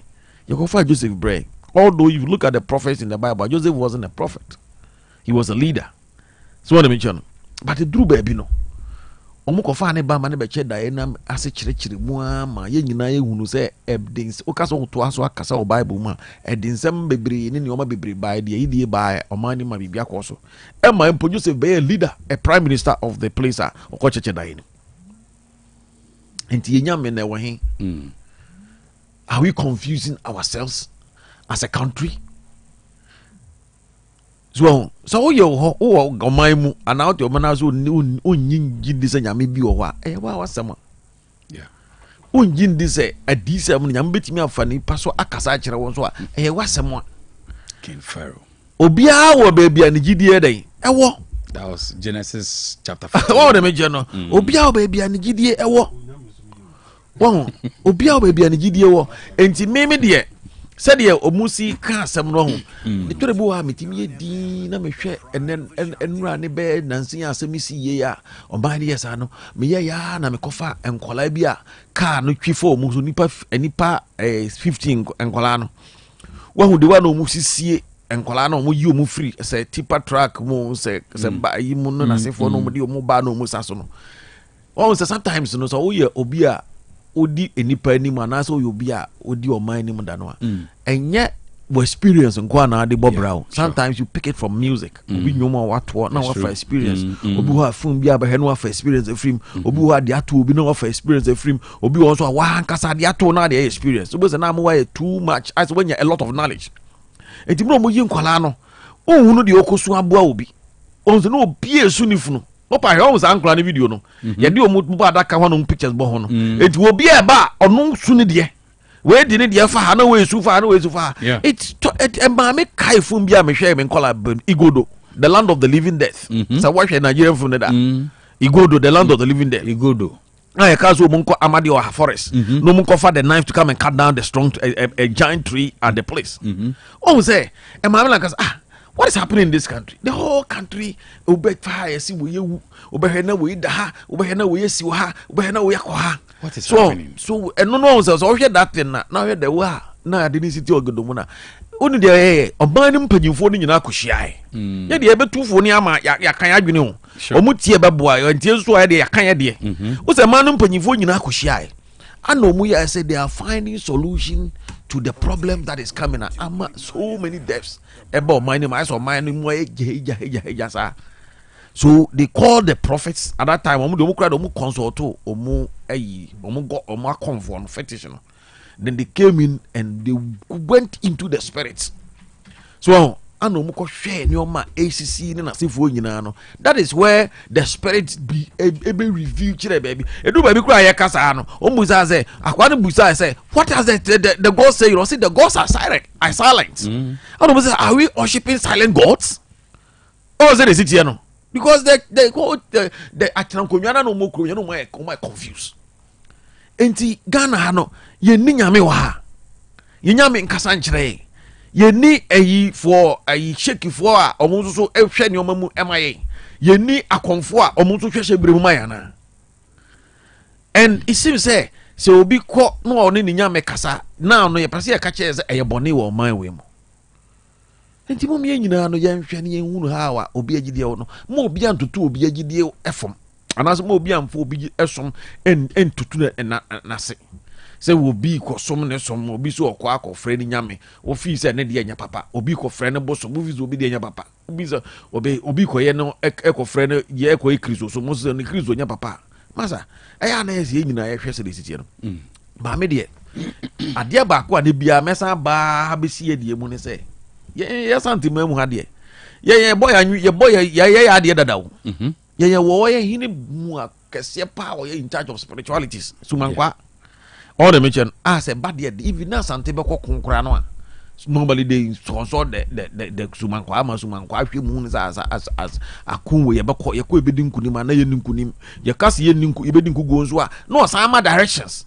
e ka kire se bia we eduru be we sacrifice human beings ebi mu di omuti eja kyerema twere kwa kodua na twere kwa kodua na sefo nyina no okwa kind of book no a Professor Makeski by ka twere by na twere bi ho na twere kwa kodua ma omutimi di omuti si wo say asante be kokon ko a yakon sei na sumankwa be ka kyere if he say any much say you hear ni pass ni say I come up I dance kofo ase or yibu kofo no o mu free your friend is saying this place baby ekwadonko mu free the friend was saying kra ekwadonko krom how dem in kai dey ekwadonko na na predo ajima rollins mu krom we ohini ya wasa bebrebe mbese mbo ne din o de ba me kan chiro those people you almost sacrifice over life for the sake of Asante Kingdom. So enti saa ne oma we ni de ade e wo ho a e se nipa ye ma ye ni da ho ne ye hwese de ene oma na ebesi akono even in the Bible na mo ka say ye kira ade na nipa no e avert ade no in the Bible eduru ba bi wo ho a Nyankopɔn timi ba be yi wo say kone koye saa amane ne amane we tu nice ya yese asana ade kro no watimi a aye free ho eduru ba bi anka say obi fa ne banko ba for de ana meboa that's right o say fa ne banko ba for de akra ne kra wo hihye jeni nyina na onim nipa kra de ade kra de ko ba for papa odwan ane we o si nyame be kira aboa ko fa ne de e mo afo de edu ba bi Nyankopɔn sesa ade no e da ne di dwan ne bi ma no de ne ko boy Isaac papa no e de ko boss ade no kire e ba afo de me ka ade ase Matias ya enti ade no de menua obi a wo no gidie ni baby a ode no somko but mama ma ye nya no tisa say because of no me issue that's obi a confuse o man we obi a confused. Why? Where is the leadership? The leadership, Christopher leadership in a way, or mining leadership way, a Cremofo leadership away, a Confor leadership in a way. So, enti, man look so as a BB who be a seed in a safe was or mine is so it is nothing, not maybe enormous here. But enya dear bia, yakasi a bit trasy, and I bet me a bisa intimate bisa. Very good. So as a Miss Anako say, it is a black prophecy. Say, my friend, black prophecy because prophecy ni being a papa. Into some black prophecy here by ya. Sabi ba say a softening to me na. I say I am na esi. Sa incomption yen to me Is that the only prophecy that has happened in these days in the Bible? In the Bible, Nyankopon sa prophecies be by. Nyankopon eche obi kura Isaiah obi asa. Ya ka so obewu. But oye one dia ma Nyankopon prolong la 15 more years.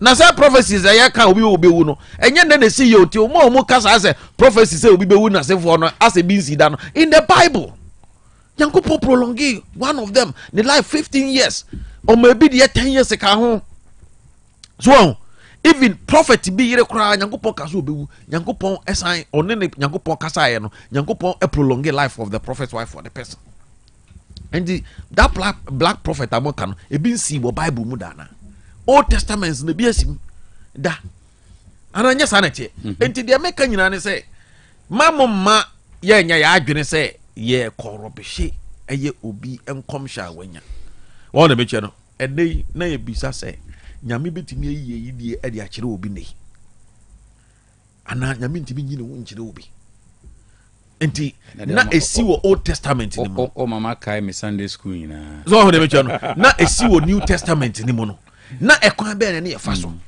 o si na se ba na ye kom se ehu na enkom se ehu a na asofofo no na ifo ne bosom pai prophet Ezekiel 7 now okay yeah Ezekiel second Kings chapter 20 exactly yeah emra Nyankopon ka so obewu no Nyankopon ka so obewu no 2 Kings chapter 20 verse 1 to 10 11b Ezekiel Ezekiel no Nyankopon ka so obewu but okoye ni Nyankopon ko sre bo ni Nyankopon tintam ya ma Nyankopon the 15 solid years the soon empire of course kwawrade anim Yabes na na brabo ani abo na brabo se na brabo ya eya reho brabo no wonu Nyankopon anko ke ka ma Nyankopon ansa ne shebre Nyankopon ansa Yabes shebre was say Yabes shebre although Yabes wasn't a prophet but Nyankopon ya ohunu sa ade na ekọ no ya bo na brabo na din ase kire say o ya oni areho no won de me che nyame ka sa ni okoya ni nyame ko di nkomo bompa ye sire Nyankopon se sa ne shebre se sa ne din ma no edu ba bi nyame sesa ne din no ma na ni ba ye anigye ema enioma na nka ema ne ya abrehwo na sefo nyina esa me ma no enti sa black prophecy na sefo no de enye ne ana ebehu black prophecy there was black prophecy in the Old Testament there was a black prophecy in the New Testament and there's a black prophecy today but I want a mono. Utu the same. They see Old Testament in Munano, Umukoni Yankopo Cotentami. Now will be a Munyakupa Mumpunim poor, a baby. I'm many pana, Yankopan Kanchi Yankopo, when she mean Yamako. Yankopo and Jirano. But we are not assisting in any Munani. Danny, and to no job, and I'm open on Zutu. It's a bar. Now we're to one among. Now I shall come by Faswa, obey, bompire to avert it. Don't come there, my yes, say you're confused. Oh, the Yama may mechanic and say. It's like the church. What was it? I said church in Nankasana Krano. It seems the church is confused. It seems the church is confused. Because I just said the Orthodox and the charismatics one. Also, and a bimu was a bimu believe in prophecies, a bimu believe in prophecies. And a bimu to fees say those things in Yano Mokanyana. So you see a soft bibos waba, no a nice way. No what training you in chain. Now what China boss a crabby as what kind of professional will be nice what rubbish. Remember? But here, I number yin is as a nipper we inquire or turn fool.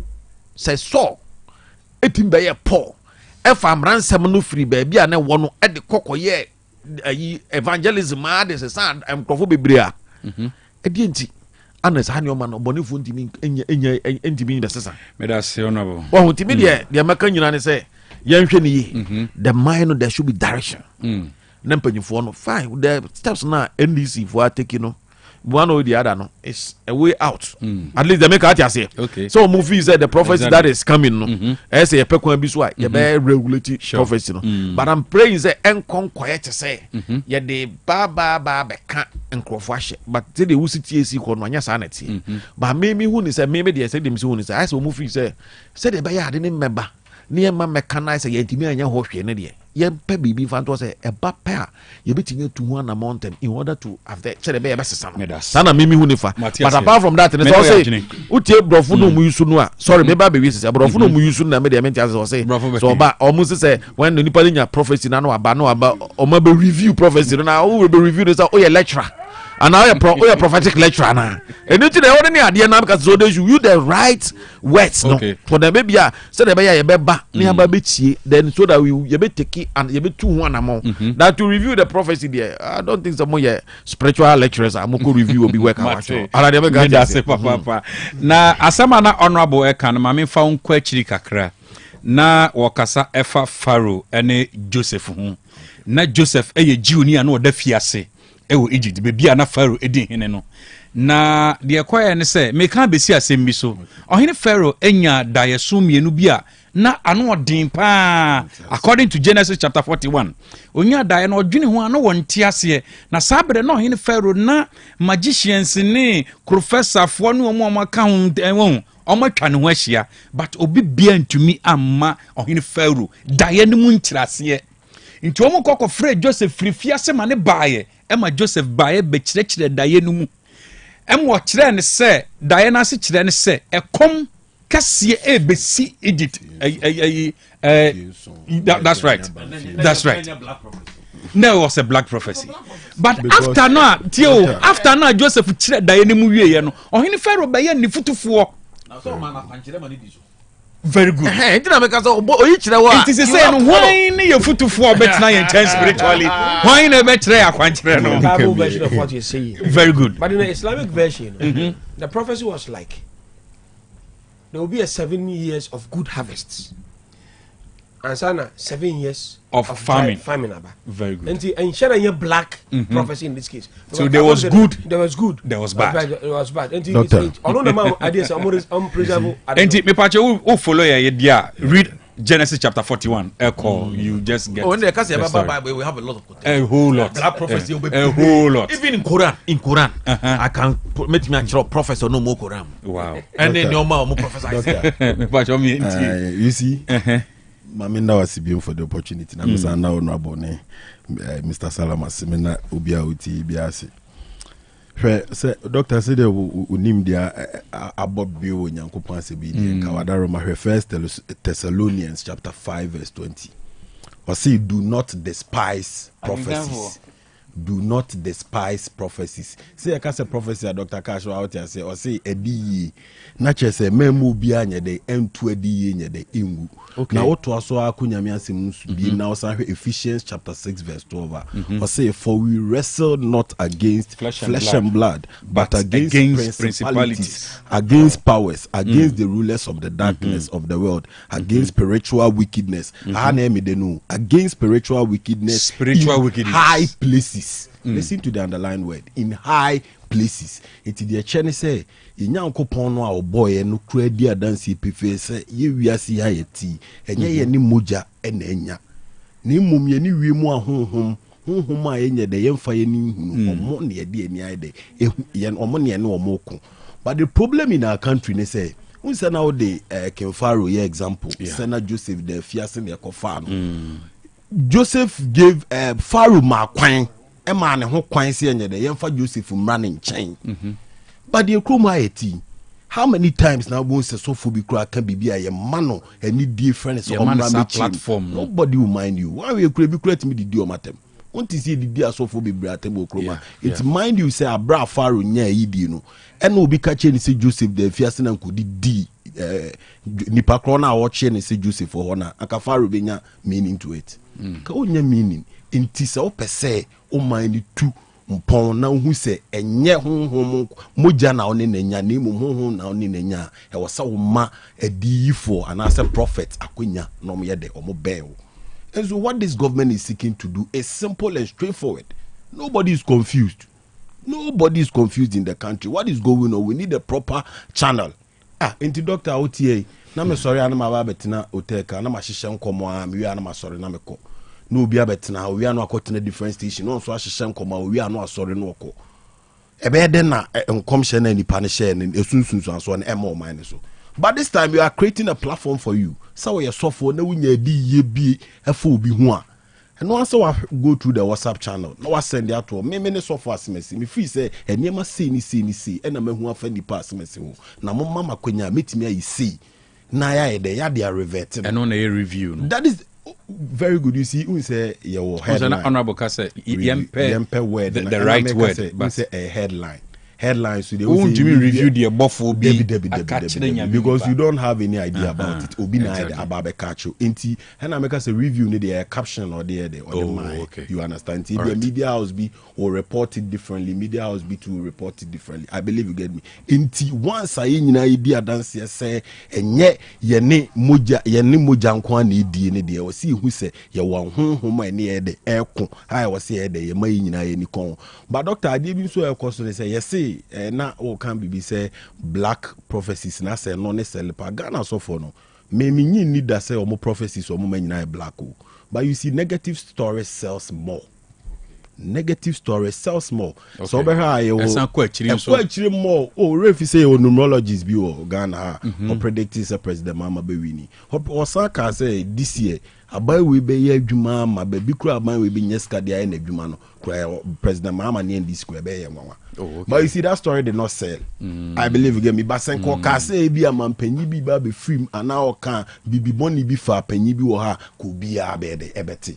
So it's not necessarily that asofo no mu kruma no e hyehye nkombone. Ye won kombi ho no mo sha ya na fe kwam. But do na be kwache because they are negative or they are negative stories.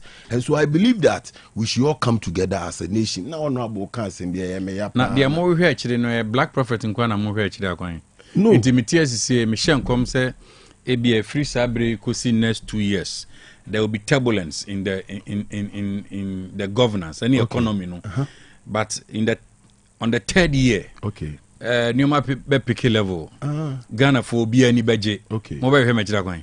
This time you so be very chako ya ma platform no dada on the metro doctor see platform let the hoda media to WhatsApp number no to WhatsApp line so na ye na mpanimfo ai the atnas na the nyina ya come together to resolve it because KK near the edoso but honorable made reference emofre nyame form currency na ye nka ebusuan so ya o say emofre 16 no bia picture ball na daka ho na obi esu ne ho na say ye die sa na ba na ye nuano mofre ya ai waterfall kintampo waterfall edua ko bubo mo mofra makoma ko 20 Omunyina film in 2017 during President Akufo-Addo's era. In this time na some of any film na near your and also who be kana. You see some of these things. Let's not try to politicize it at all. It is accident. Very good. Let's all consider it all as an accident. And my try say ye be fa bibia na aban bi ko ho na o man kwan ko hu the fact of the matter is that oh ono kra so one go to that ono dey one go to that level kra ono put dey one fanya politics. I know except say when tie ni no the point I'm also making is that is man ka say or see a buying but at least very good. All right. I believe you get the argument. It's not necessarily about say a buy win and as a buy win but the point is this is something that we must all come together and judge. That's right. Now this time around because the Lord himself Nyankopon na mu catch us say ni moja na honam na enya and I'm minuti doctor ye masem me tie idea be si ochina minim de me kwai ba betu minim ti se nyame adom na obi anya bi afa me ho a na de bia no ye de bibia ye na se akwakoye spiritual issues na ye di hu nkomo yi. Okay, but yemra physical issues so kakra. Why Shakra Kumasi kwan? Okay, when was the last time I was? Me say proud to the elections. Yeah, what I feel we elections. The man for we me fa. Because what I feel we me fa. Alaji, when was the last time I applied Accra Kumasi Road? I don't remember. Because this year I go Accra. The last time I come by air. That was okay. But you know what? Okay. Let's ensure the physical aspect of the whole problem too. Now say physical aspect, the coin the car crown so pen.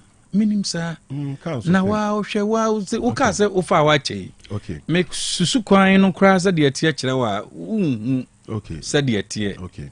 Ofa Accra kwan no enye o. Enye doctor. Enye no. It fa wa gbe bu say da ben enfie ye aksa kwan enfie sen ni. Doctor, eno na ma da bia me catch you say. But unim say ye lane. Okay. Now ye 3 going, 3 coming.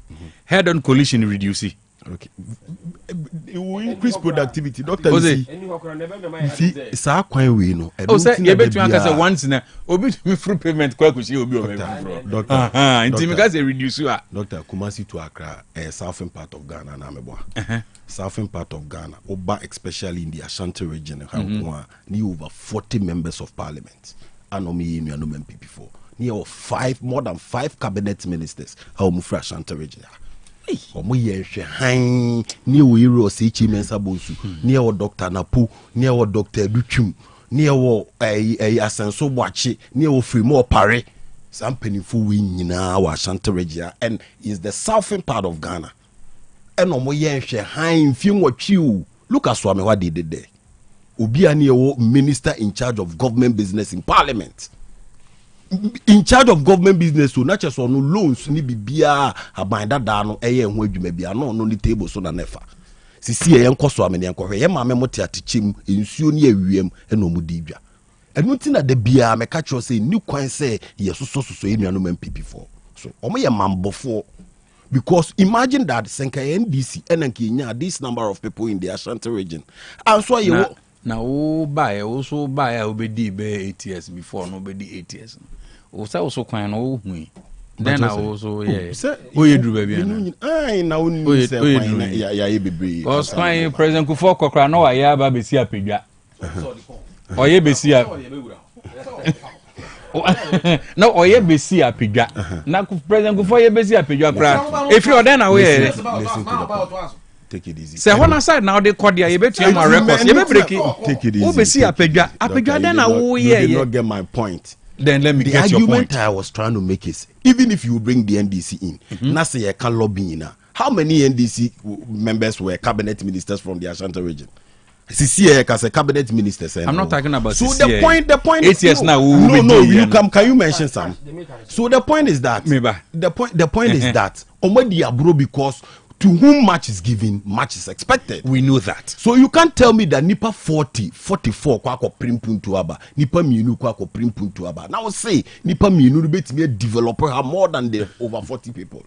That is the point I'm trying to make. And so what I get you, but the scene say MPs have influence over the scene of executive. That's not the case. And they're true. That's not the case. And yes, but he is talking about lobbying skills. No. What is lobbying skills? Remember, no center on lobbying. I am the say honorable. Yen ye create who say what's not parliament hopping. Yes, yen ye create who say I said cash. I said there's a lobbying skills. There are certain lobbying skills I have. As a government cash oba 2,000 kilometers. I mean, boy, be an honorable. I know you can lobby for your constituency. But the major problem that Accra Kumasi Highway and your MP decision, which is a funded project, and your MP decision, somebody about person or we don't need an MP. I don't know some of the Kruma MP to do one send a I agree with you. Because it's about government intentions. Local government ministry fund. The whole Africa. Maybe I know a from capital to the second capital assets for Burkina Bobo, for Cote d'Ivoire, Yamsokro, for Nigeria, Abuja, Lagos, and this is quine. Yaku quine to sa qua. Yakumi also sa in thousands. Next the airport is an government be up. Kofabayano, Kofabaye, sa Apijana, okay, double. Oh, yeah, but see, one MP, I'll take a seminal color B. MPP about a GOG project. Government just obey. So here MPs, lobby men from the MPs. It is a whole lobby now, but very good. We have maybe some more but also in governance Abuja. They currently is your name minister for rules. Or say Oba Bemuno, Uko voter region, and not quite back who anywhere was under contract. Meaning that he is so influential to an extent that Obitimia lobby be the idea call. Nobody so in your lobby, he's the minister. No, you get not the Beko cabinet. He's not an MP. And very good. He's an MP. We are the Beko. Government is Abuja. Mameka se michiro. Abuja na wasi voter reji kwa bi no. E free chito. Anya wase. E ko pim ho no ane. Anya kwa na da bi za wasi Abuja no. Oho na ofa ko de kro. Anya voter region. Sanka ye majority. Don't worry, but even before then, from Adomi Bridge Kosi Peve Junction. American ono kura no e o kasi kokko nyi from Peve okay has been done. Kokko nyi ko gina ha o twa video no bae. Se ka de nipa do na lobby ni o ma. E na se ka vote ka munya kwa ba kokra. Ba bi de for Kumasi Accra road na from Peve Kra to Hohoi has been done. Of course. And sana we gura mu oliati woti ko ekwili. E kwan ye ho no. E ho na mo ya minority but what dem ma nko so ayiwe. Mame nkoso ode mame nkoso Kumasi Accra road down waka no a ogina ona wo maye hwan no Moses NDC fo ankasa kura no from Mills every Rollins during the revolution time basin then why for Kumasi Accra road no penko fo ye free circle okay wo ye dualization ni sa be sia peja onu akura na san ye free your friend is saying enkoko bypass so okay enkoko okay enkoko bypass enkoko bypass do buru de enkoko no when any present for time and they are me no casses ye udru enyinem kotia hono udi free osino the friend is saying maybe you know no but onya botre osino udi free osino ebesi enyinem hono won say obedu osisi ye no ekwan no ma payafa enyinem achi and they are me no kase ye gusu ko tala e free to kopim tire mo de baraki da siwo wow and no mo na mbabe ya na mo de 7 months na mo say be say wo ba na be ya na. Is that what they send this for no? Say nya, me ba o de me ma. Nya bo tire just allow. So man be kwan. E no dan chanya. Uduru konongo. Ofri asiwa junction ho. Asiwa junction. Now ba be fa konongo be bia sa be company no ma ye ho no. E wo no. Won so mayi kwan na fa ho akwa konongo achi. Asesi am no ka say o kosi konongo tire ho no e ko dwa so kwan ni finfini a. Sa kwan ne apaida ho. Asa me ka ja say sa kwan ne apaida ho. Wo de me che udi free ejoso besi Kumasi KNWC no company ababe na ejoso besi Kumasi company ababe na the dualization of Kumasi Accra road no MPP kura na omo ye kan say Bas Second Republica na ye ketekete na say ka ba ye ketekete no there be some kan no say obeso oya na mitwa so MPP kura na oye oba ye NDC odi more years no one de mecho no Kumasi Accra road kura onye more compared to MPP a why ketewa bi ya ba kakra bi no one de mecho no ti efri Kumasi ekopema dwoso meba Kumasi to adwoso me enya na meti o di free konongo o tra ba bia Chinese for 9 cement factory no ekono ekoko pie ayi wo no o ka dualization Kumasi Accra na me so make a cho say adwuma ya ye no 4 contractors 4 contractors udi free even kra no eye apagya ebe si osino elenda do ho no o se krofo hwemure mu omu ye kwan no o se krofo hwemure mu omo guso atrat 84 sections ni nyina no ya ye ni nyina atum be kakra no ebe reduce 275 kilometers 260 kilometers I'm telling you the MPP kwa bae no ya ye more than about half of it ya dualize no musa na dualize one area ma dualize. Thank you very much me pacho ma men komra why Mr. Wa Ose yankati sword BRC you heard omo ye Akufo-Addo cast sword for phase 2 of Kumasi project oye enye project no mo be sign ya omo be gi huska bebrebe so omo ye Kumasi nkran kwan omo ye bi me da se me ba bomodin a tank no apai ahase eliki sei no a eya na ha adwene pa wan hwa mo liters na obo no obe short enti misrewa bomodin contact tank expert no me he tank no enso envama ebia na ode ne plastic fuel tank plastic fuel tank dia bomodin contact you say no omo issue advanced machines and professionally na omo solve problems no e dey amount o pese oko into fish pond farming obe hia quality tanks size bia penikala bia opebia is a morfano so eco school the plastic chobuses aba for boarding schools into bomodin very durable and affordable obo remu ebe boa pa to bi ma abofra no no fan school na mum hyane nso said o yisu tank nko ade abusu nsia bia no e wo se o wash tank no emu e wo so ohuru tank no nyesa woni mra nso no no ubu apoto bibre hunsuo no enti bomodin no so ebogura ni padua ni mu a ebe haw ebe akofa yade bi ahwa ntumi so anumfa ede abrew enti bomodin contact eye tank expert na onum enhwe so emfa emmao bomodin afre tank expert was 0546 220 009 0546 220 009 tank nko adia expert tank expert for nko adia shanu se tank no no ena edikan emayen Latus Enterprise yemoram Latus Enterprise Latus Home modern quality and affordable PVC pipes, bend, any fittings, Turkish doors, paint, chandelier light, wall light, electrical cables, kitchen sink, tiles, near the idea, or more pumping machine. Usiesi agaya mo bi brawa na agaya ni so abrochire so dia. And your Latus Home ni nebi. Latus Home telephone shower set or complete shower or bath taps, jacuzzi, basins, shower glass, bath taps, any panel or toilet roll holder, any water closet papa or yeah no so we bibia yo gina ni matum say yes. I hear the yepa white blue or water heater ne de keka ho Latus Enterprise so adum offers that house road friend was 0242 616585 0242 616585 me pacho se o pe ba bi de usika to ama ho atopa dia ene ya bank ya me bodi a chewi okura license ai ya ode eye bank no under eye banking act 1970 at 339 ene odi ya adwuma no nti obi bia so a odi usika beto ho no in fact ohwe ese usika no we save ebi kura na usika de ode ato no hia ebro de ode ato no so ebi na hia bi de akoye dwumadie bebre ni nyina no eye bank we na edi aginamu ade amawo ohwew ama usika ni bi se de be obetumi ade akokodi udwuma ebi na hia salary loan hia susu loan Ghana Blind Union loan hia bi microfinance loan funeral and social loan hia bi transport loan ene bank papa ba kopɛ odotobiri rural bank PLC onum ena mebo onum dawuro no bomodin a omo yesika kura bia in fact omo gina omo naso gina hotententin eti bomodin na fa wo ha nyina no ekodan omo obetumi ni akwa bie eye account ho obetumi atwa susu ho ne ade a Jack Bank we de omo ye brutal what you say omo branch Jacobu in fact ho na head office no ewo Oboase White House bar be kwai opposite post office no ena asonase nso omo ni dwa no edi nhwanimu ewa asonase udu kro from so a adwen kwanta omo ho nom ena afi makro so omo ben go filling station no udu Roman Hill so a omo ne Total filling station no di animhwe Agrekens ma so ben lorry station no udu tafo so ama 4 onsa be ka onum ho ejja so omo ne asoda no edi animhwe Victory Church no omo ne wonum di animhwe Bantman so de na so omo ne MTN office no di animhwe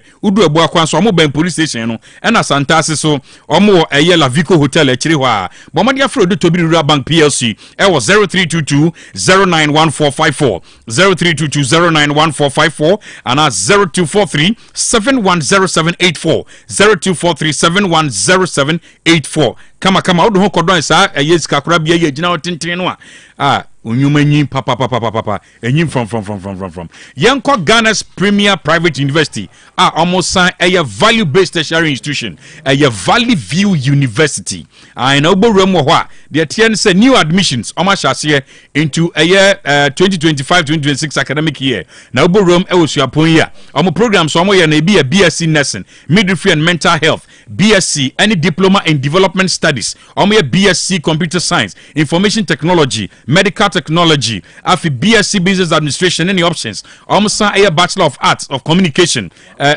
studies and several others akeka na sa person run a postgraduate studies and so e VVU a Valley View University and so more for NBA and any options na several options of MA almost a MPhil any PhD in education any business administration and akeka in fact university where university be a unkonwie no tum say yes ethically unwie no ma training Omabion said the Bear say yes, why ready for the local and global markets job. Now our programs are made boss on GTEC and such as CIA accredited. Any other international bodies. More campuses will doom. Baku Kumasi Oibi Ewon Crank Techiman. Into per more information, sir. Kwabe Fintin Tinus way. Bodum Ewo www.vvu.edu.gh. www.vvu.edu.gh. And I bet you have Frey Valley View University. Ewo 0265818266. 0265818266 and 0543214619.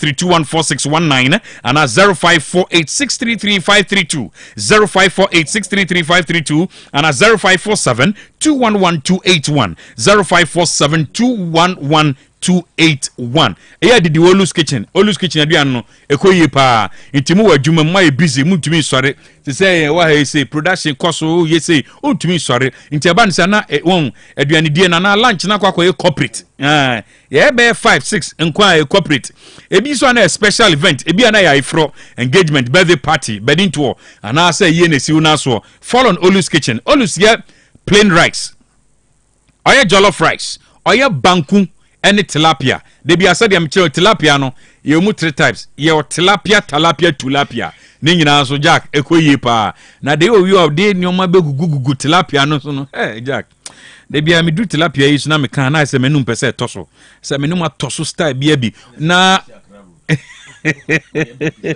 Osai catfish any noodles for her why nti bomodi ha Olus waso ase obazi aso da no bomodi afre Olus was 0244 701675 0244 701675 and 0595999227 0595999227 e ba na chance de board dan so papa dia be patcho Edonima Steel Complex Limited and chance papa no tropical long span and also ties with strips IBR step tile and also Calabia Pebiano tropical aloe and a governor standard size sheet plain just the castle ne the castle roller shutter gate system the automatic garage doors ni nyina bi ewo Donima Steel Complex Limited papa ne ho and ewo and na papa carpenter for di adwuma efiri nkumam kona kesiem tropical nails aka carpenter's choice e honum and ewo binding wire papa and iron rods ni nyina Donima ne kofa bae ono de papa na abakurum ha na usia boss paper product limited a se Donima sister company no wonum no mo ye boss paper toilet tissues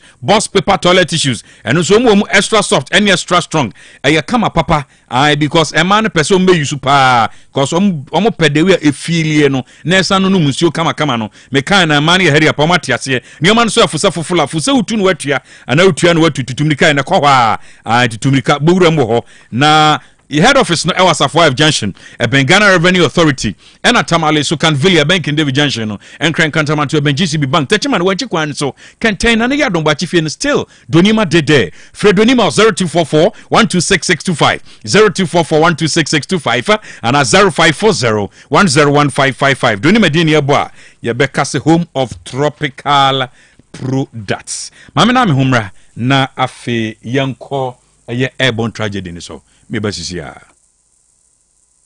OTEC 102.9 FM, the pride of Ashanti. Hey, Opani, Mashusha watch, perfect series books here. O ma me koto obi ma me ma no.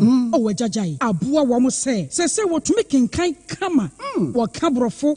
Na nkontabu akura de ejajai. Wonderful. Mese Ghana for GAG perfect series. Atumo no de jai. No de animdifuo e na kire wo nwoma bia. Owo crèche, nursery, any KG, books bia bi. And owo science, creative arts, maths, RME, history, coloring, computing, OWAP, nina. Every basic 1, equals basic 6. English, every basic 1, equals junior high school. Ne ban combine so o nina bi. English nom and maths nom me say books be anywhere. Perfect series, any bi. Na GS, any naka, and so am approval into a batter bia unkoto be maneba.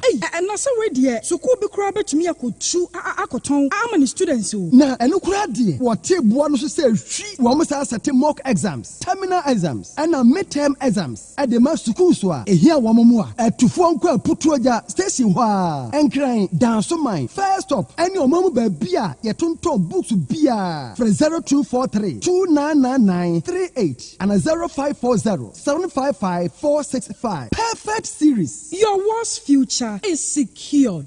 Order 4. Mami misa wasembio. Da bay na ope brese. Uko yisho unipadria mu. Sede unipadria na kwa na huo density. Obrabo. Osa.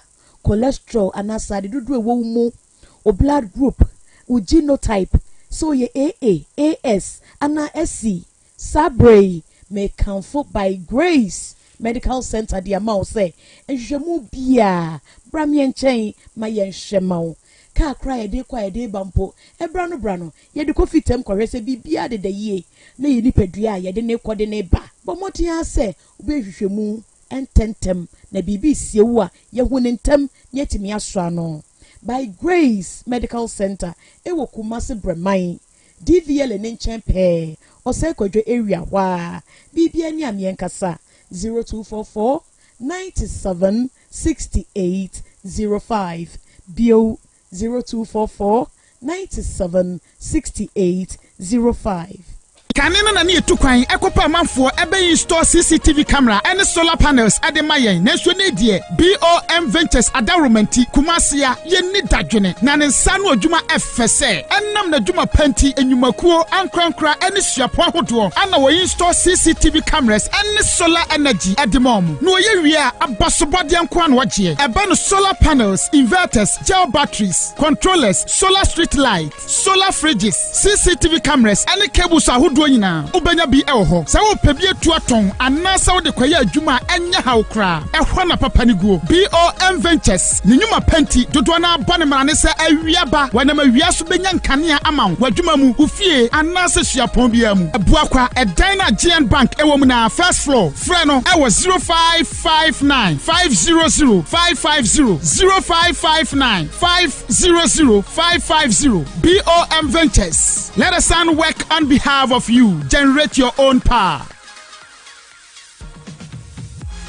Se unya fapim papa wo ngumesua ma wabrabo na ekoyie ma osa eno ti da bia me kase sukuu na obekọ ne de hu hia hu se obekọ sukuu papa ubewi obenya adwuma ahwo no ena kyesa mpa wokọ sukuu papa eno nti na make for DHI College of Health and Education ediamao ane a DHI College of Health and Education bra sukuu papa ne amount tie ewo early childhood education affiliated to University of Education Winneba sounds ne amount tie ewo diploma in education mu ema wona opeso chirade na qualification a degree and a HND holders in Kwan. Kaisa we no afiba ko pepe no wie your regular and your evening classes. Kaisa certificate we University of Education Winneba and a demand near Mompon campus and a kabum. Enya no kwa ye mantity pa our certificate in sign language and also chemu e be mantity our medicine counter assistant meche MCA. Na fe opeso be top up on our dispensary technician 2 and 3 so and also ye be mantity wo papa bi. We were DHI College of Health and Education Echikwan ewo Kumasi Patasi yeben Dr. KJC Sunyane Sahi Debiso ene kadezo sono ye podwuma dikadika wo ho from 0244 213 187 0244 213 187.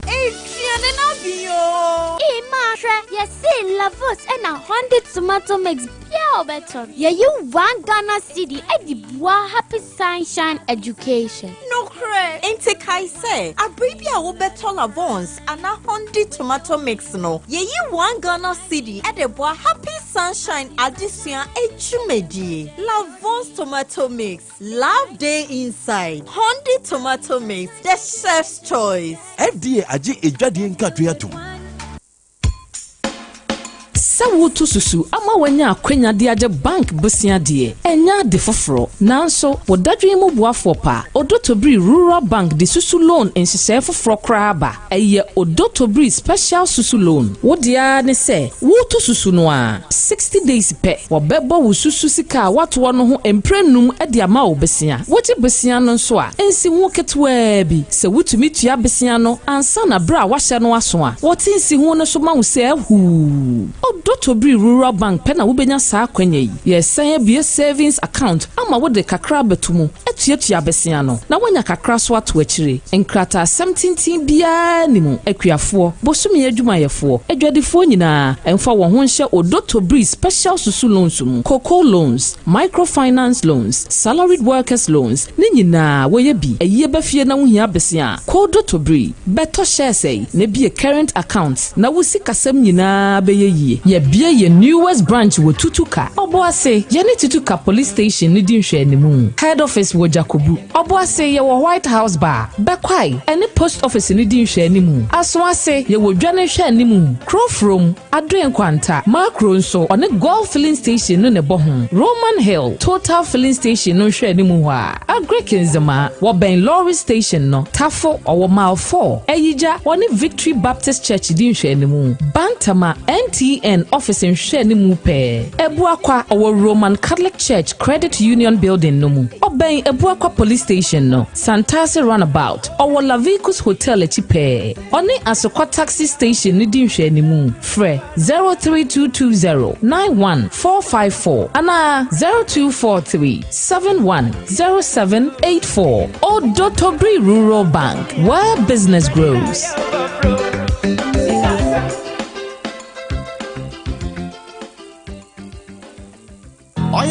Hey, Nako Nak. Hey, na he fan amanfo agp ene twere de ekwa binim so tete faso yi. Hey, seconds nonte. Na clinic a doctor usu kan kam edano. Ah, doctor na obehwe wo yale agi so wahu moja kuo na na. No krepa. Menia na mehwe ade a mehu ni yie. Me kuba bi a ebi muso glaucoma, ebi muso pressure na be mani so. Ya ma afide na mehu na de kra. Enya doctor na nanu ya oye screening won kokko no. No krepa. Na say screening ne kra me ko bi. Ema ne de drogu mani so. Within 10 minutes, eba na wo mani so ni na akom ni nkyeremu enya sem gitwa doctor say fa ni hu apa otene hepatitis B and C mechire brebum yade diabetes si chire yade pressure mechire moja broso enam yade bia doctor tenete so mema sem entimi nkoyi empo so obema no ewu kra wo ba doctor say fa garlic ba ko ebra na obema ye bema asan so atde wo mpe wo be mesa opese ye kese tintin ana eni menua chire me babia doctor so ewo kumase achias Antwo road ahimfie ni soro hwa Dero Salam Islamic School nanche Fred doctor tetefun so 0599 311 311 OTEC 102.9 FM, the pride of Ashanti. Dwabrem. On OTEC 102.9 Yokoya Sabalaji. Gosh. Airborne tragedy. Explanations in about neighbor. Gosh. Then now the NPP withdrawal and also from Tamale Central by election. Gosh. No, you better say a favor and I say a strategy. Okay. Gosh. Airborne tragedy. I say bear 2 days and I started following the issues. Oh, okay. Na nyintum se na bebre ankoyi. Yeah. But kwan befa so say a portion blame no, I dey comma military no. I think the military have been explaining. And no me atam ti omopa from Colonel Festus Abwaji, any wing commander Sobojo retired. Now on say wing commander no ni ranking a friend say lieutenant colonel. Yeah. In the army. Was all the way yes, where friends Air Force base. Then I can for so a colonel in army yes small position. So these are high ranking people are mokasa. Colonel Fisabaji can say. But it is as if Omo Maritime Kwana. So military are not supposed to do this kind of responses. Oh, okay. They won't mind you, cry. I'm sure that they don't move you, cry. The point is that, according to Colonel Fisabaji, said when the flights are 2 years in 9:15, I supposed to land around 10 or so. Now, in 50 minutes after flying at 2, it was off radar. Now, according to international convention, when a flight is off radar, 30 minutes, 110 in car, then it trigger the search. And exactly 30 minutes, I'm not sure letter. I'm almost signal central command say, I'm going to play a call off radar. And so the central command is also a commandee for being a branch of Obuasi. Say there's a plane I'm expect say a bell landing I will clean. But the plane is off radar. So I'm going to say a landing and that's a landing. I'm going to plane no. So they started searching. Immediately they ordered another flight. Watermali. That flight supposed to a helicopter. It's supposed to support operations in Boku by our base in Tamale. So Umbra to help in searching. They also fly another plane with a team of investigators. But it's it was a military based airline and a final commercial. That military base came with investigators to come and investigate. So I'm just say, per report, the plane crash here 4 minutes to its destination. 4 minutes to its destination. Now I'm just say, baby, a crash here. No, baby, I'm to only baby obey emergency landing. The to mean when the plane crashed, no be any baby. The moon near Kuaform by ho. And a moon. And the Kuaform the would do one time. As at 11, no Kuaform in our home say plane crashing. But the military got there 14 p.m. and I 14 o'clock. That is 2 p.m. And I'm going to draw. As I'm doing some of the debris, I'm for the call. A bit more for the call. And I'm going to draw. When they got there, and I'm saying, other team, research team says, Mom, maybe auntie, helicopter and some go back. The helicopter went back. They came with 2 military ambulance plus another ambulance, a normal one. And I'm call. They also na. But unfortunately for them, I'm afraid they carry temporary. So you would say the scene has been obliterated already. So I'm afraid temporary unprofessionally. And maybe our man here. But all your short comments and they say putting them in the cocoa sack, say them to cocoa bottom. Oh, I just say I am queer. But videos are caught and most of them no echo out at the time and now because confirm more videos. Now as someone Musa kind say plane call off radar no na and crash. But we saw a video of a military officer videoing and then I say you see I say what time a plane call off radar no na and crash except that it went lower above the radar. Radar 9,000 plus, but plane bad lower than 9,000 to overcome off. Into Chroma for the case a bar form of helicopter. Yes, wing commander. Like I say, it may be something with the rotors, no. Maybe a 19 man on high, maybe a 14 HHF. Wing commander out where we underlined the craft was 40. Yeah, it was. It could be 40. It could be 40 because Amuka say. At the time I call for the and crash, it means never fly, but it was below the radar. The time when I below the radar, and say, "Hey, but the rotors didn't function well." And then to me, and rising call follow within the radar. And to Adibia, I see.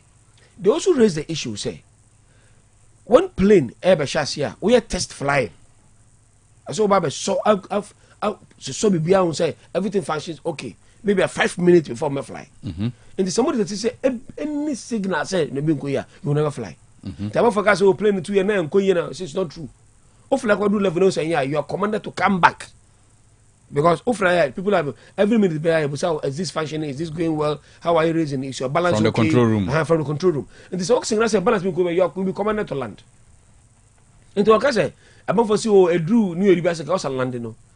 Time I been saying I didn't serious no. Now it was off that areas. Maybe I could do a mountain area. Want to land emergency. There's no way about land emergency. So they see no. So you almost just say, "Mama, if we say they see any police, military, a severe military," it's not true. military issue statement 30 minutes after I say I didn't offer that, and at that time I didn't crash.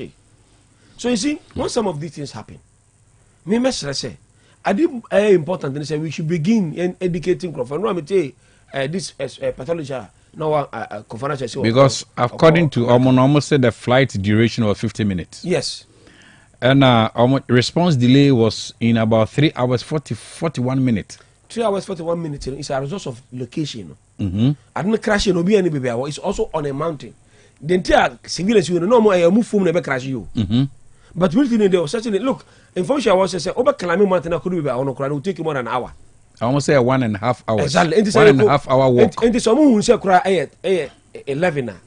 By the time they get there, it is about almost say fatality confirmation was 4 hours 18 minutes. So it means by the time I'm detecting almost I can move on no distance no. I'm wow. Okay. But the point is say me I see we don't want that thing to but I did because cash a training on and they say when we got to maybe I'm trying to say an accident scene and a crime scene, what do we do?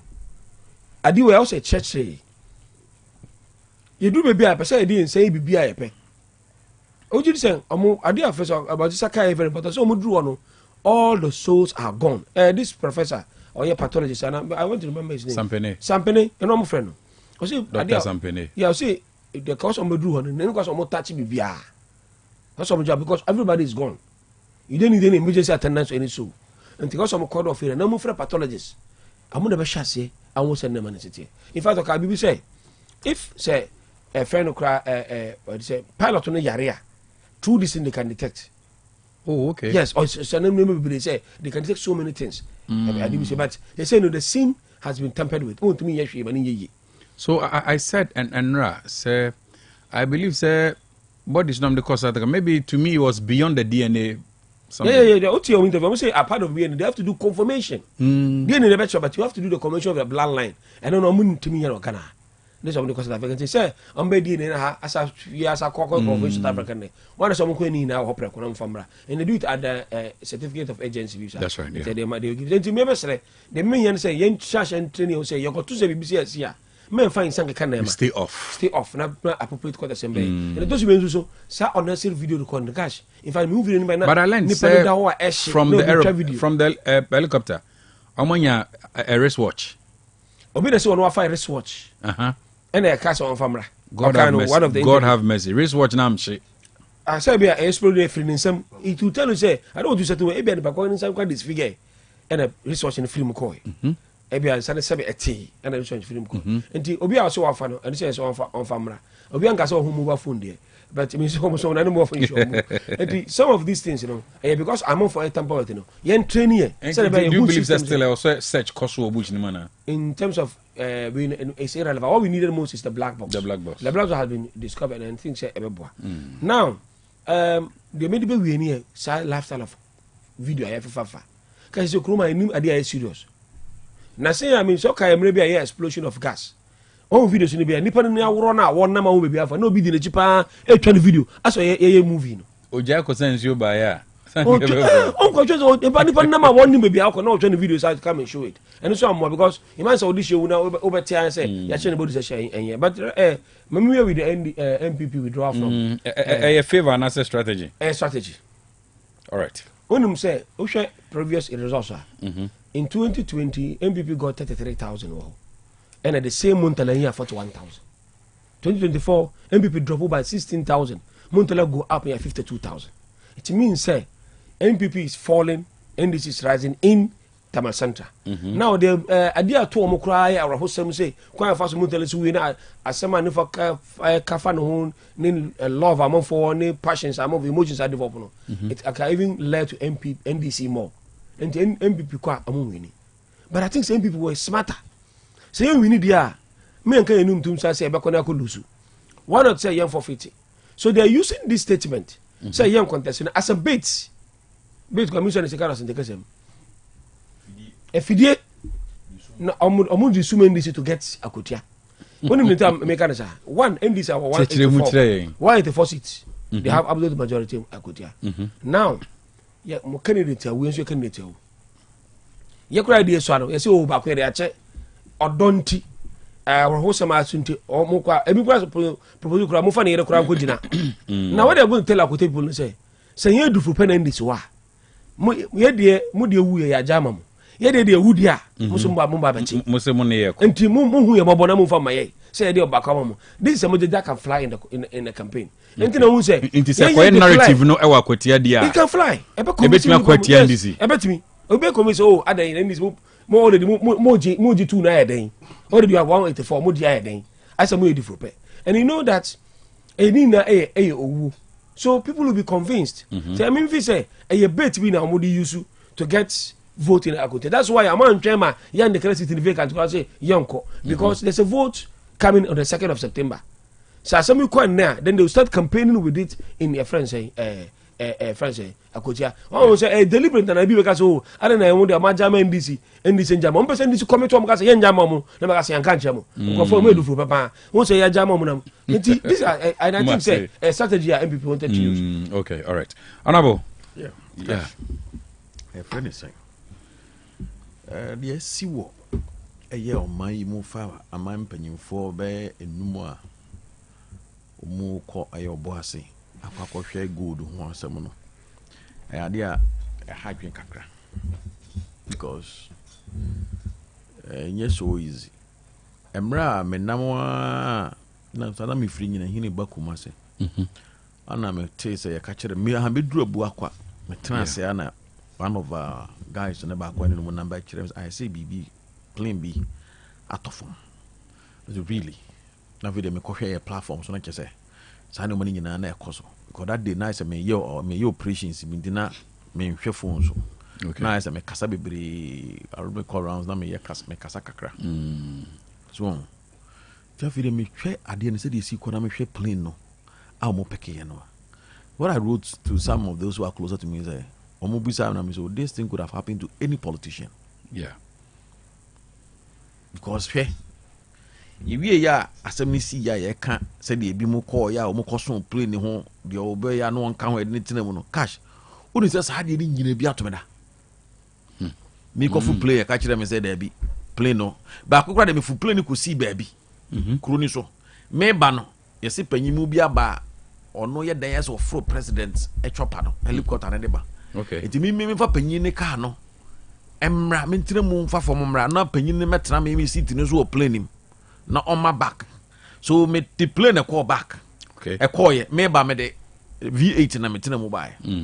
Although na go the convoy there at the bank. So ana yo baby won so na me kwa full plane na me ko duru wo mka jam se da bi.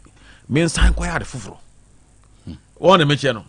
Ana science na me say sa na o ma na etu de wawuo ne o ma ya san o nyina no sa sti ni nyina bi atomeda babu a ya kwa kumase bo se bedu ho no ya se ye ko medu ya se da bi plane no 112 nipa we ka se o ma o de ebi o de passion na o de eye awa na ba besi he want to join the president na bi anasa join the vice president bo se na masan because o de internet to me no mo se na me aso ya sokoro pon MC yeah enti panyimu bia no beba eye kumase bia no as a head of the municipal security council no na you notify me and the to bo na say region be no me na me kokko hia wo mu mo se protocol no just so ko hia sa panyimfo no we come mo no say bia o change flight a o hwe na enya sa o kofi ad kofi ko trans ye cover na se voti it sa ye kofro sign ya so be ka ho na se for the home all the scenarios ni nyina no I've gone through before. So like hey senka last year na play developer water nanka a different set of people nanka call you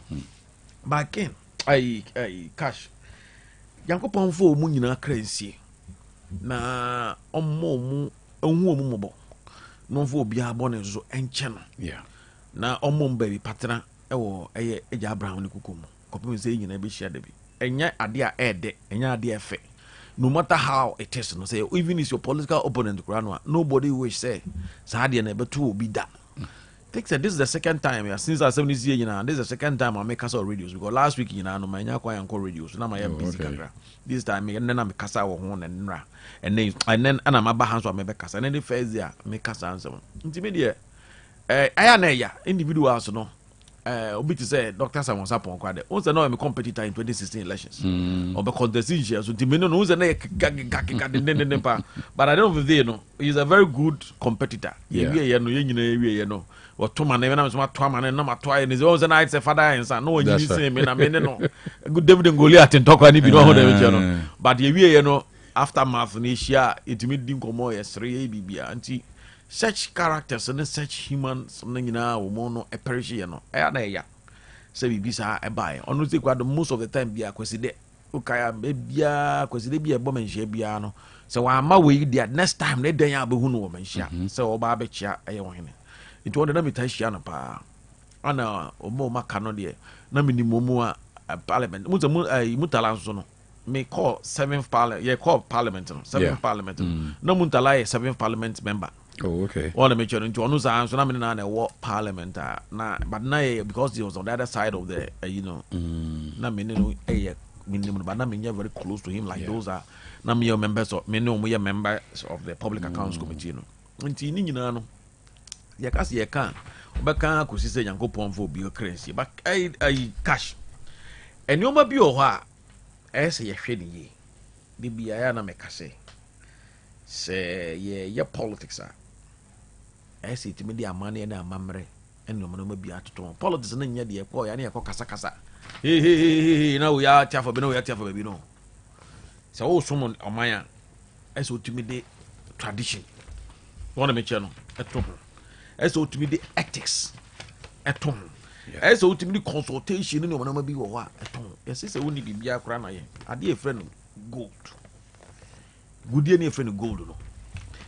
And yet so delicate and so dangerous and powerful.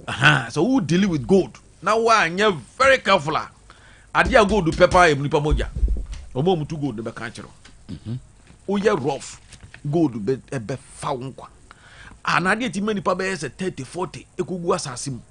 Na minimum nyina asase na fo mu nyina na obi abeka say ade ne kura kuni pasa na gold no kura ba mo. Won ti say am gas asem. Eh dangerous. And I say name what has happened physically I think the history and even some stories and crowd and the IF films you can see that if you are dealing with gold it takes a lot of blood. Maybe to say I told you so. Sorry, I told you so. Oh share or more share I told you so. Now say that aspect of gold no. Omukwa almost a bosom. No mukoshia kwa so. Okay, I told you so. Yes. You meet a lot of before you can get closer to the goal you can see that this I didn't easy. Nina and your man Nimpany for the play ni from the Chile blood diamond. Okay, is blood diamond. Yeah. And you say so you see how people kill for gold. The good, the bad, and the ugly. Also, they were also struggling about gold. And you can see blood a lot. A foreign one now. Nina, sana meka say nina katia across. Nya Ghana films in Ghana. O Ghana films Ghana make me abo bebre kwa. All the make no. The heart made of gold. Ghana film. Yeah, the heart made of gold. Kwa na gold nsensem no. Omu eye ho adwuma na omu ka ho asem ne the way see no. Blood diamond is na nimbe omu crash ni now. The hidden gold. So be the hidden gold. So it's also another Ghana film and also can gold one asem na say for Gold Coast Lunch. Who's no see another film na ka gold one asem. Yeah. Yes, and the gold no there. So all name be biakra no. So what share any Ghanaian films? They almost see no. So one make sure they almost can they show the love blew in the African port. One make sure no. And penny was a me kai penny watching penny wagina be say. Yeah. Say oh the gold who juma. So very careful. Now we are so prayerful. And answer we are very spiritual. Let me put that way. You have to be very spiritual. And son obey. Asasina no more koso. Area no mo call no sa se no aso no mu call ya enipa na ye kototo mu toku mu no so be kaya nansi ya obo ase enipa 80 ko hu ye sa ala asase no wasem ana eye ede sa nipa no emoja egu fom no the same approach na no mu ka ho asem that abandoned concession of Anglo Gold no oni say no na otumfo Emra Galamsey for no ha AGA for no managing director be one of the managers of Anglo Gold or call ya car ne bar reverses way chifa na suku no. It is the same area. Anglo Gold abandoned concession. The same gold. the same gold and the same gold ya na nkrofo the same galamsey for ni ko gu so mo threaten ag ya ma ag to ayinim gold mines ni mu a o ka so tumfo be kan say eduru ba bi kura o kan say gold no ton ama bro ni say o ba no o ton ma no $1 kura no e no ma e cost wo no enya de obede obeto the same gold the same gold wona emra otumfo etumi class ankrofo ni gina frasa access the Anglo gold by mo tensama how happy the king was na yetu say so sa ankrofo ye adwe say ye kwakwa side o mako abandon Anglo gold for a field so no na ya consult mpanyimfo ana asema me gaji ase ni ya consult mpanyimfo asante japade ye mfa ne kwa ye tibi mfa ne simple sa so enti de ye kan say ni nyina no say wo hwa even susu akora na ye kwa breja ukoduru wa ye friend adikurofo no ne akonfo no ma be twedwan mu kai say ye kumasi akra group present for time ama samai o musi dua bi si ho ye o ma so ne ankro akonfo no sorry say do ma mpena ye ntimi nye interchange ho da present for so ma me di na ntwe ni o ma ne o ma ko ma wo mu afi di o mu ko ye amane ne amamre ya e ma o mu twom even akwan ye kura no sokoban double road okay omusi bosom nesi wonti ekromu for not what ase one of the reason muka is bosom nesi kwam enti asase bia e kan be say painting asase bia no wede e da hokwa enti sa wukọ na wanya amane ne amamre ye a utranye ya the land will consume you why you the land I'm not saying say sanity but ya be ye panyina ya be ye mpanyimfo oman mu de eto bi wo ho a ese kaka ye ho amayofo no ne ehunu say ade bi wo ho na wo kwa akoya hwe say omo ye sa yi no hwe ababi a play ni figu ye no so de kwa asante abakose mu a the battle of the treaty of Fomana no ho no ye sign no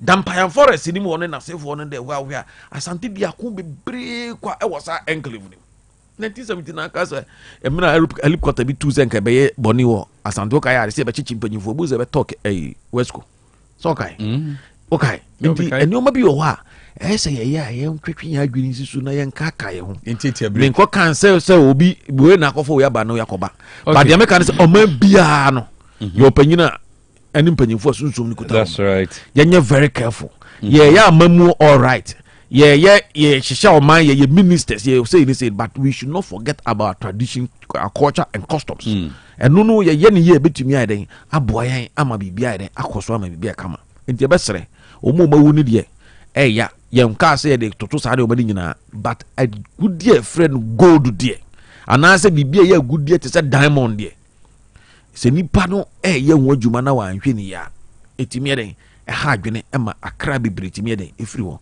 etimomo yehunu na enya amane na amamra esese yese de ya de ko wadwuma why all right a very quick one on Tamale Central no Tamale Central na de say anya na me pesa o state say a strategy na e favor no me nka strategy na nya be say Tamale Central enye se nka enye dabon crisis Tamale Central used to be the stronger of the New Patriotic Party after the dabon crisis no and then your man for and a man but as a party no when the National Executive Council take a decision omunde nim omunyanse mu neoma omunim ofom ho ne neoma obahunu ana ma omude saa decision ye den e ba bontin omu na abi omu abi kura abehede asem ne baaye no ombetimi quick survey one mention anhunu sa ade no whether say e be kwa na enko e betimi abehye ahwe avingara the temperament of Ghanaians the how people are grieving and na sefo nyina no so wo obi a wo hwe sa ade ni peka nyina no a na wa ba be kase bia ye free say nke be yankan man nko so wo enti ye de yankosu obi afidie yenkwa kanchire obi aso obi anko bibia de ye ne say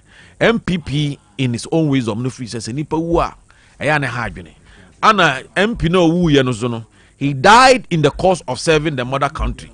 He died in the course of doing his parliamentary and normal business. And a man buy. Intimidate. Yen fi say yen hu die ntia ye be sorry akokase ekwakotre. We want to honor the death. Right, okay. Na man the dignity na kase unti for the sake of your life that you perish for the country no. Thank you. The idea we as our now. That's right. So that's independent be sorry so over contest then they say oh yeah so. Martin Arahosem na yenu no ma film ne de yanka senya men koso am for mokransi but doctor ya dwene omoma no mo achi no mo ye ho hu sa se nyina ya dwen akwa kogu no ma free mu no but omo yere no omo ma no the future ahead of them me kura na me bisa say into public credit le mo frɛ omo ku school enkrofo nkosere omo de uso obi betime hu obi boss we na ehu ne papa o TV so de na hye bottom no nti aban we decide say oba be establish a fund for toward the amamofra no say the be hwe amofra ne da setinem say omusuku ko omaduani di mo masetinem say the be omo nkonko fe omo papa no bebre no mani nya de enkonko yo mo ya indeed yenim say nipa bia no hono mo betime replace papa e de ama e wo senka wo papa na na wo ho nenso wo krade am kwantimi nya de NG nti de wo send this aba ye bia ye de be make sure say mo friend omo ho be de ebe hin ha omo no me gidi say aban gu so awoye de oye nti wo si nyina ye kambom e na matin so kwa say on the 15th of August na ye be si omo no ye be send bi book nti wa wo book of condolence aside the book of condolence ye be say bi fund no na ye receive money nti wo e no dey necessary pa for omo ma no e no dey many fund no fund ya adwene pa foto de amamofra ni nyina nipa enwotwe ni nyina omoma no omo ade afrim ni nyina fund dey betimi atake omo through their education and their what and their future is necessary if we say ya ade was say bo aban now so na doctor our time ya so intima me fam people for no you see they have been a little bit inconsistent now uji this election what is the inconsistency I'll explain to you doctor uji this omko election enye na anu ya na Blekumanov General Secretary here press conference. Me I'm a fresh boy JFK. No me fapa me feeling it to JFK betting team so mon contest. Enya dey chama ka me dey futo bi ama na wi aka say obeti no. Nenye no ana abna poku afa na chi so obo a obe contest no. Onyi so oka wi na dey crunch you. Parliament candidate no. So connect meeting. O connect meeting no. And also say dey ya come na see. Eno take decision. A few moments later I am you see the inconsistencies in the MPP. You see Sikasunsun. Akachi. Now, I'm sure the inconsistencies of the MPP. Doctor, no disrespect to any animal, my friend, but Doctor, me pacho uwobi chen uwobi ana. Me pacho debi. Na eni kroma na ya ira JB dankwa. Ebo akwa North MP. Odane dem.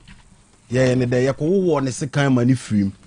MPP for the yere contest election no e ma sa brand ebu account of NDC twin hu free urefi JB Dankwa Joseph Boache Dankwa ebu akwa ana ahemfa wona ye na yere contest ekọ kwansa meba ha mfanteman ekọ kwansa very good what take it easy wakoye please take it easy wakoye campaign also take it easy no dem come make say bi o ma nkan bi o da bi no ka o correct inti the person che say sebi wo bi anchin wo bi you call cancer o free mu no a certain member of parliament why you campaign or ban fee and a month am Robert Kushia no bold too you know no people for you see a new 1 month and almost starting somebody a different candidate so they are afraid almost so some kotamale home lose hands down any chrome ya me MP honorable John Kuma e dey na John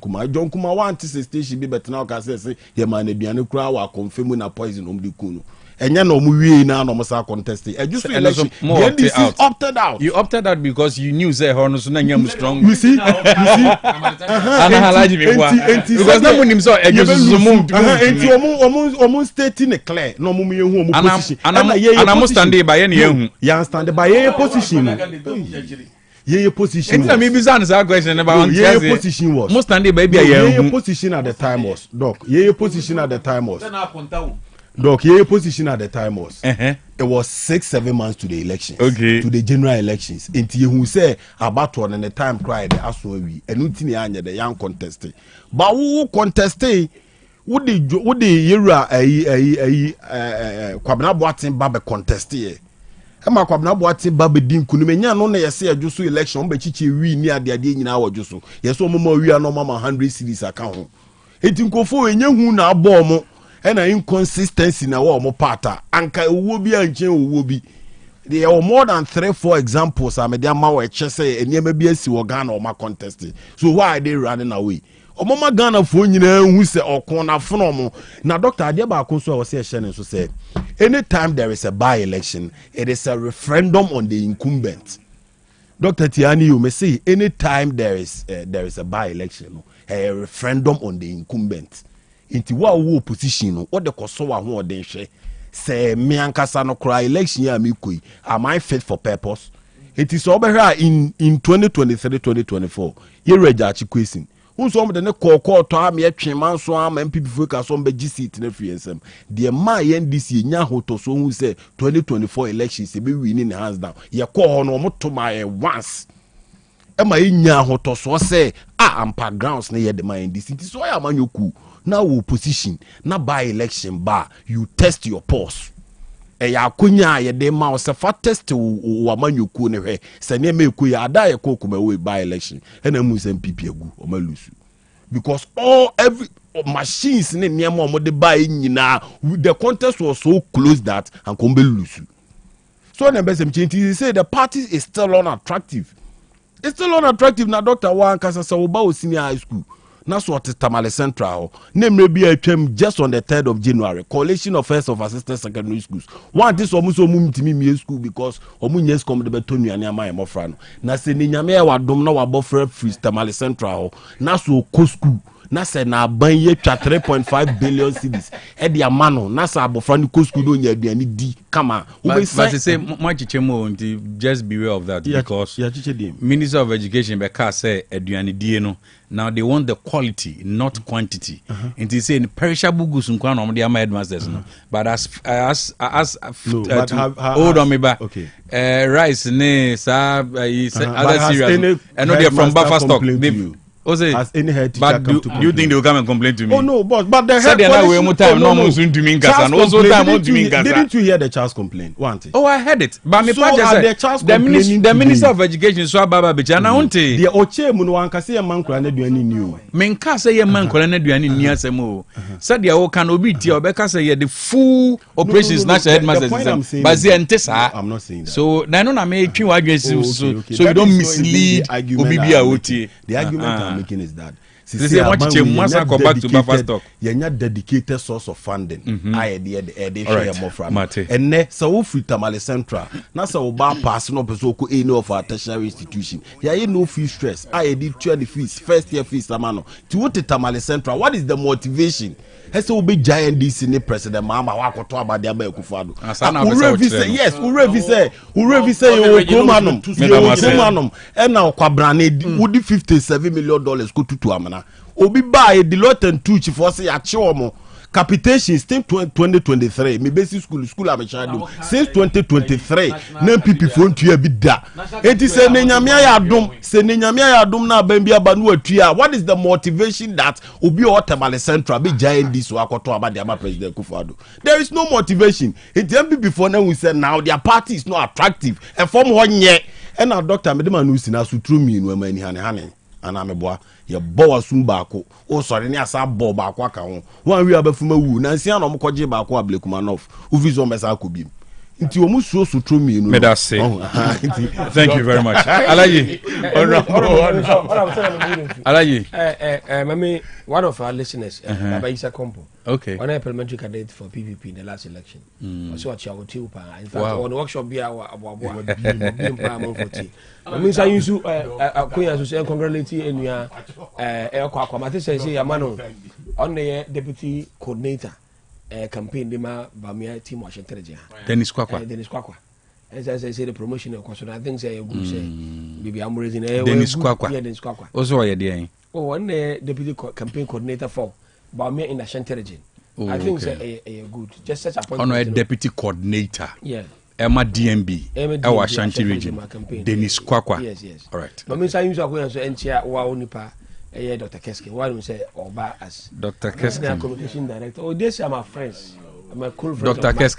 Keskin Oba regional communication director Kwan Motia yes and say Mate Northern region need to be to school mu nyina this time no mu nya aduane ni na well so use anyway and I know the history then obi this free secondary education yetimi to school mu nyina ka say aduane mu timi to school mu na enough obi aya na me the ones that me the history there me kaka you to the whole Northern region schools e ka say even that na free secondary education ma no yatum and the free secondary education aba mani pa na ekwa obejira beka aduane odi the ono the free secondary education ba ma akwa no koye no wa mba na ba so na wo aduane a wo ya wo se wasesem na wo de be ya hu adwuma wona me gya no we masa we asema me ka chance first ana e wono NDC time na free secondary education na for the north for nkwa na ye na south na bi ni wo opanyi for the three northern region na aside for nka ho na na kufu ade ba ya ana oba free secondary education obe bia ma obia nya bi koye ade aduane ni ntade ni bibia ka ho ena mote ho mo jan mo ka ho asem yesi yazo mo beton ntade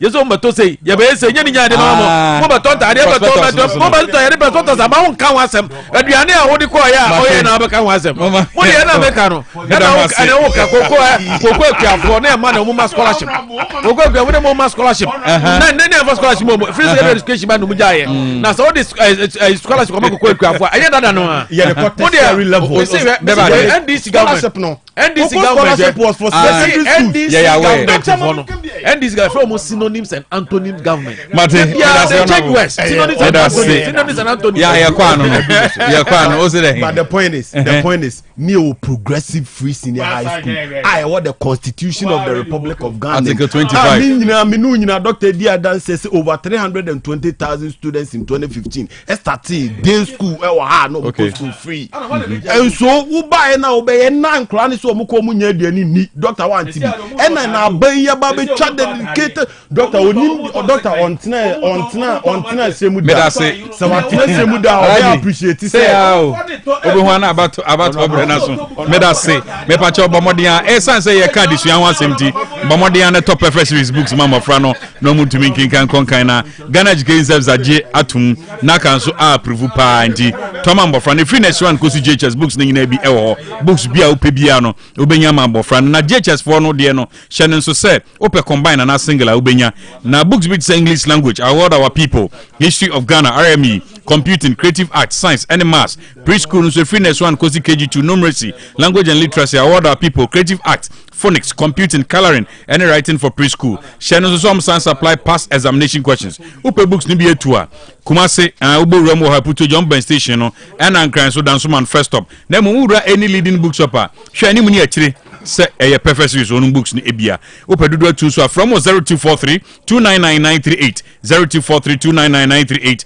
and 0540 755465 Kaisa Bribia Kania Nudundu Mohono, me Kai Ubiemu, Bright Solar Power, and a Bright OM Ventures, Omoton solar panels, hybrid inverters, gel batteries, lithium batteries, solar power pumps, AFA, DC and AC circuit breakers, any SPDs, solar cables, any CCTV cameras. Omo install them and crown craning Yumaku into say pretty farm, school, hospital.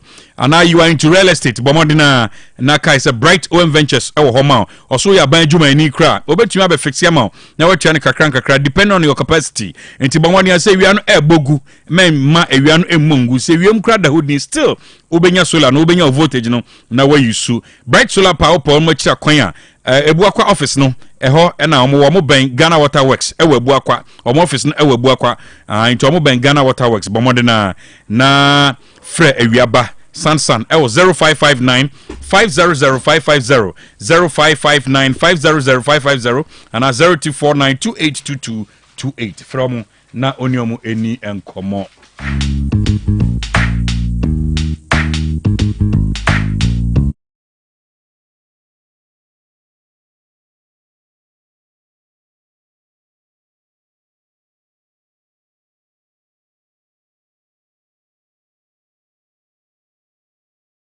Koi birthday wish enko Emma Paul Kofi Banier, CEO of PKB Group of Companies. And happy birthday to you. Obadi Nyankupon Shira no man kwatenten. A birthday wish coming from Obaba Ophelia our Ezra TV. Also my happy birthday. Another birthday wish and Evangelist Richard Pra. We a member of Ashanti Regional Communication Team for the NDC. And so for Obadi Nyankupon ma kwatenten why? No ma bibi adon sabe so mbia so enyen shira. A birthday wish coming from Kankambwedu of Star Plus TV. Also my happy birthday.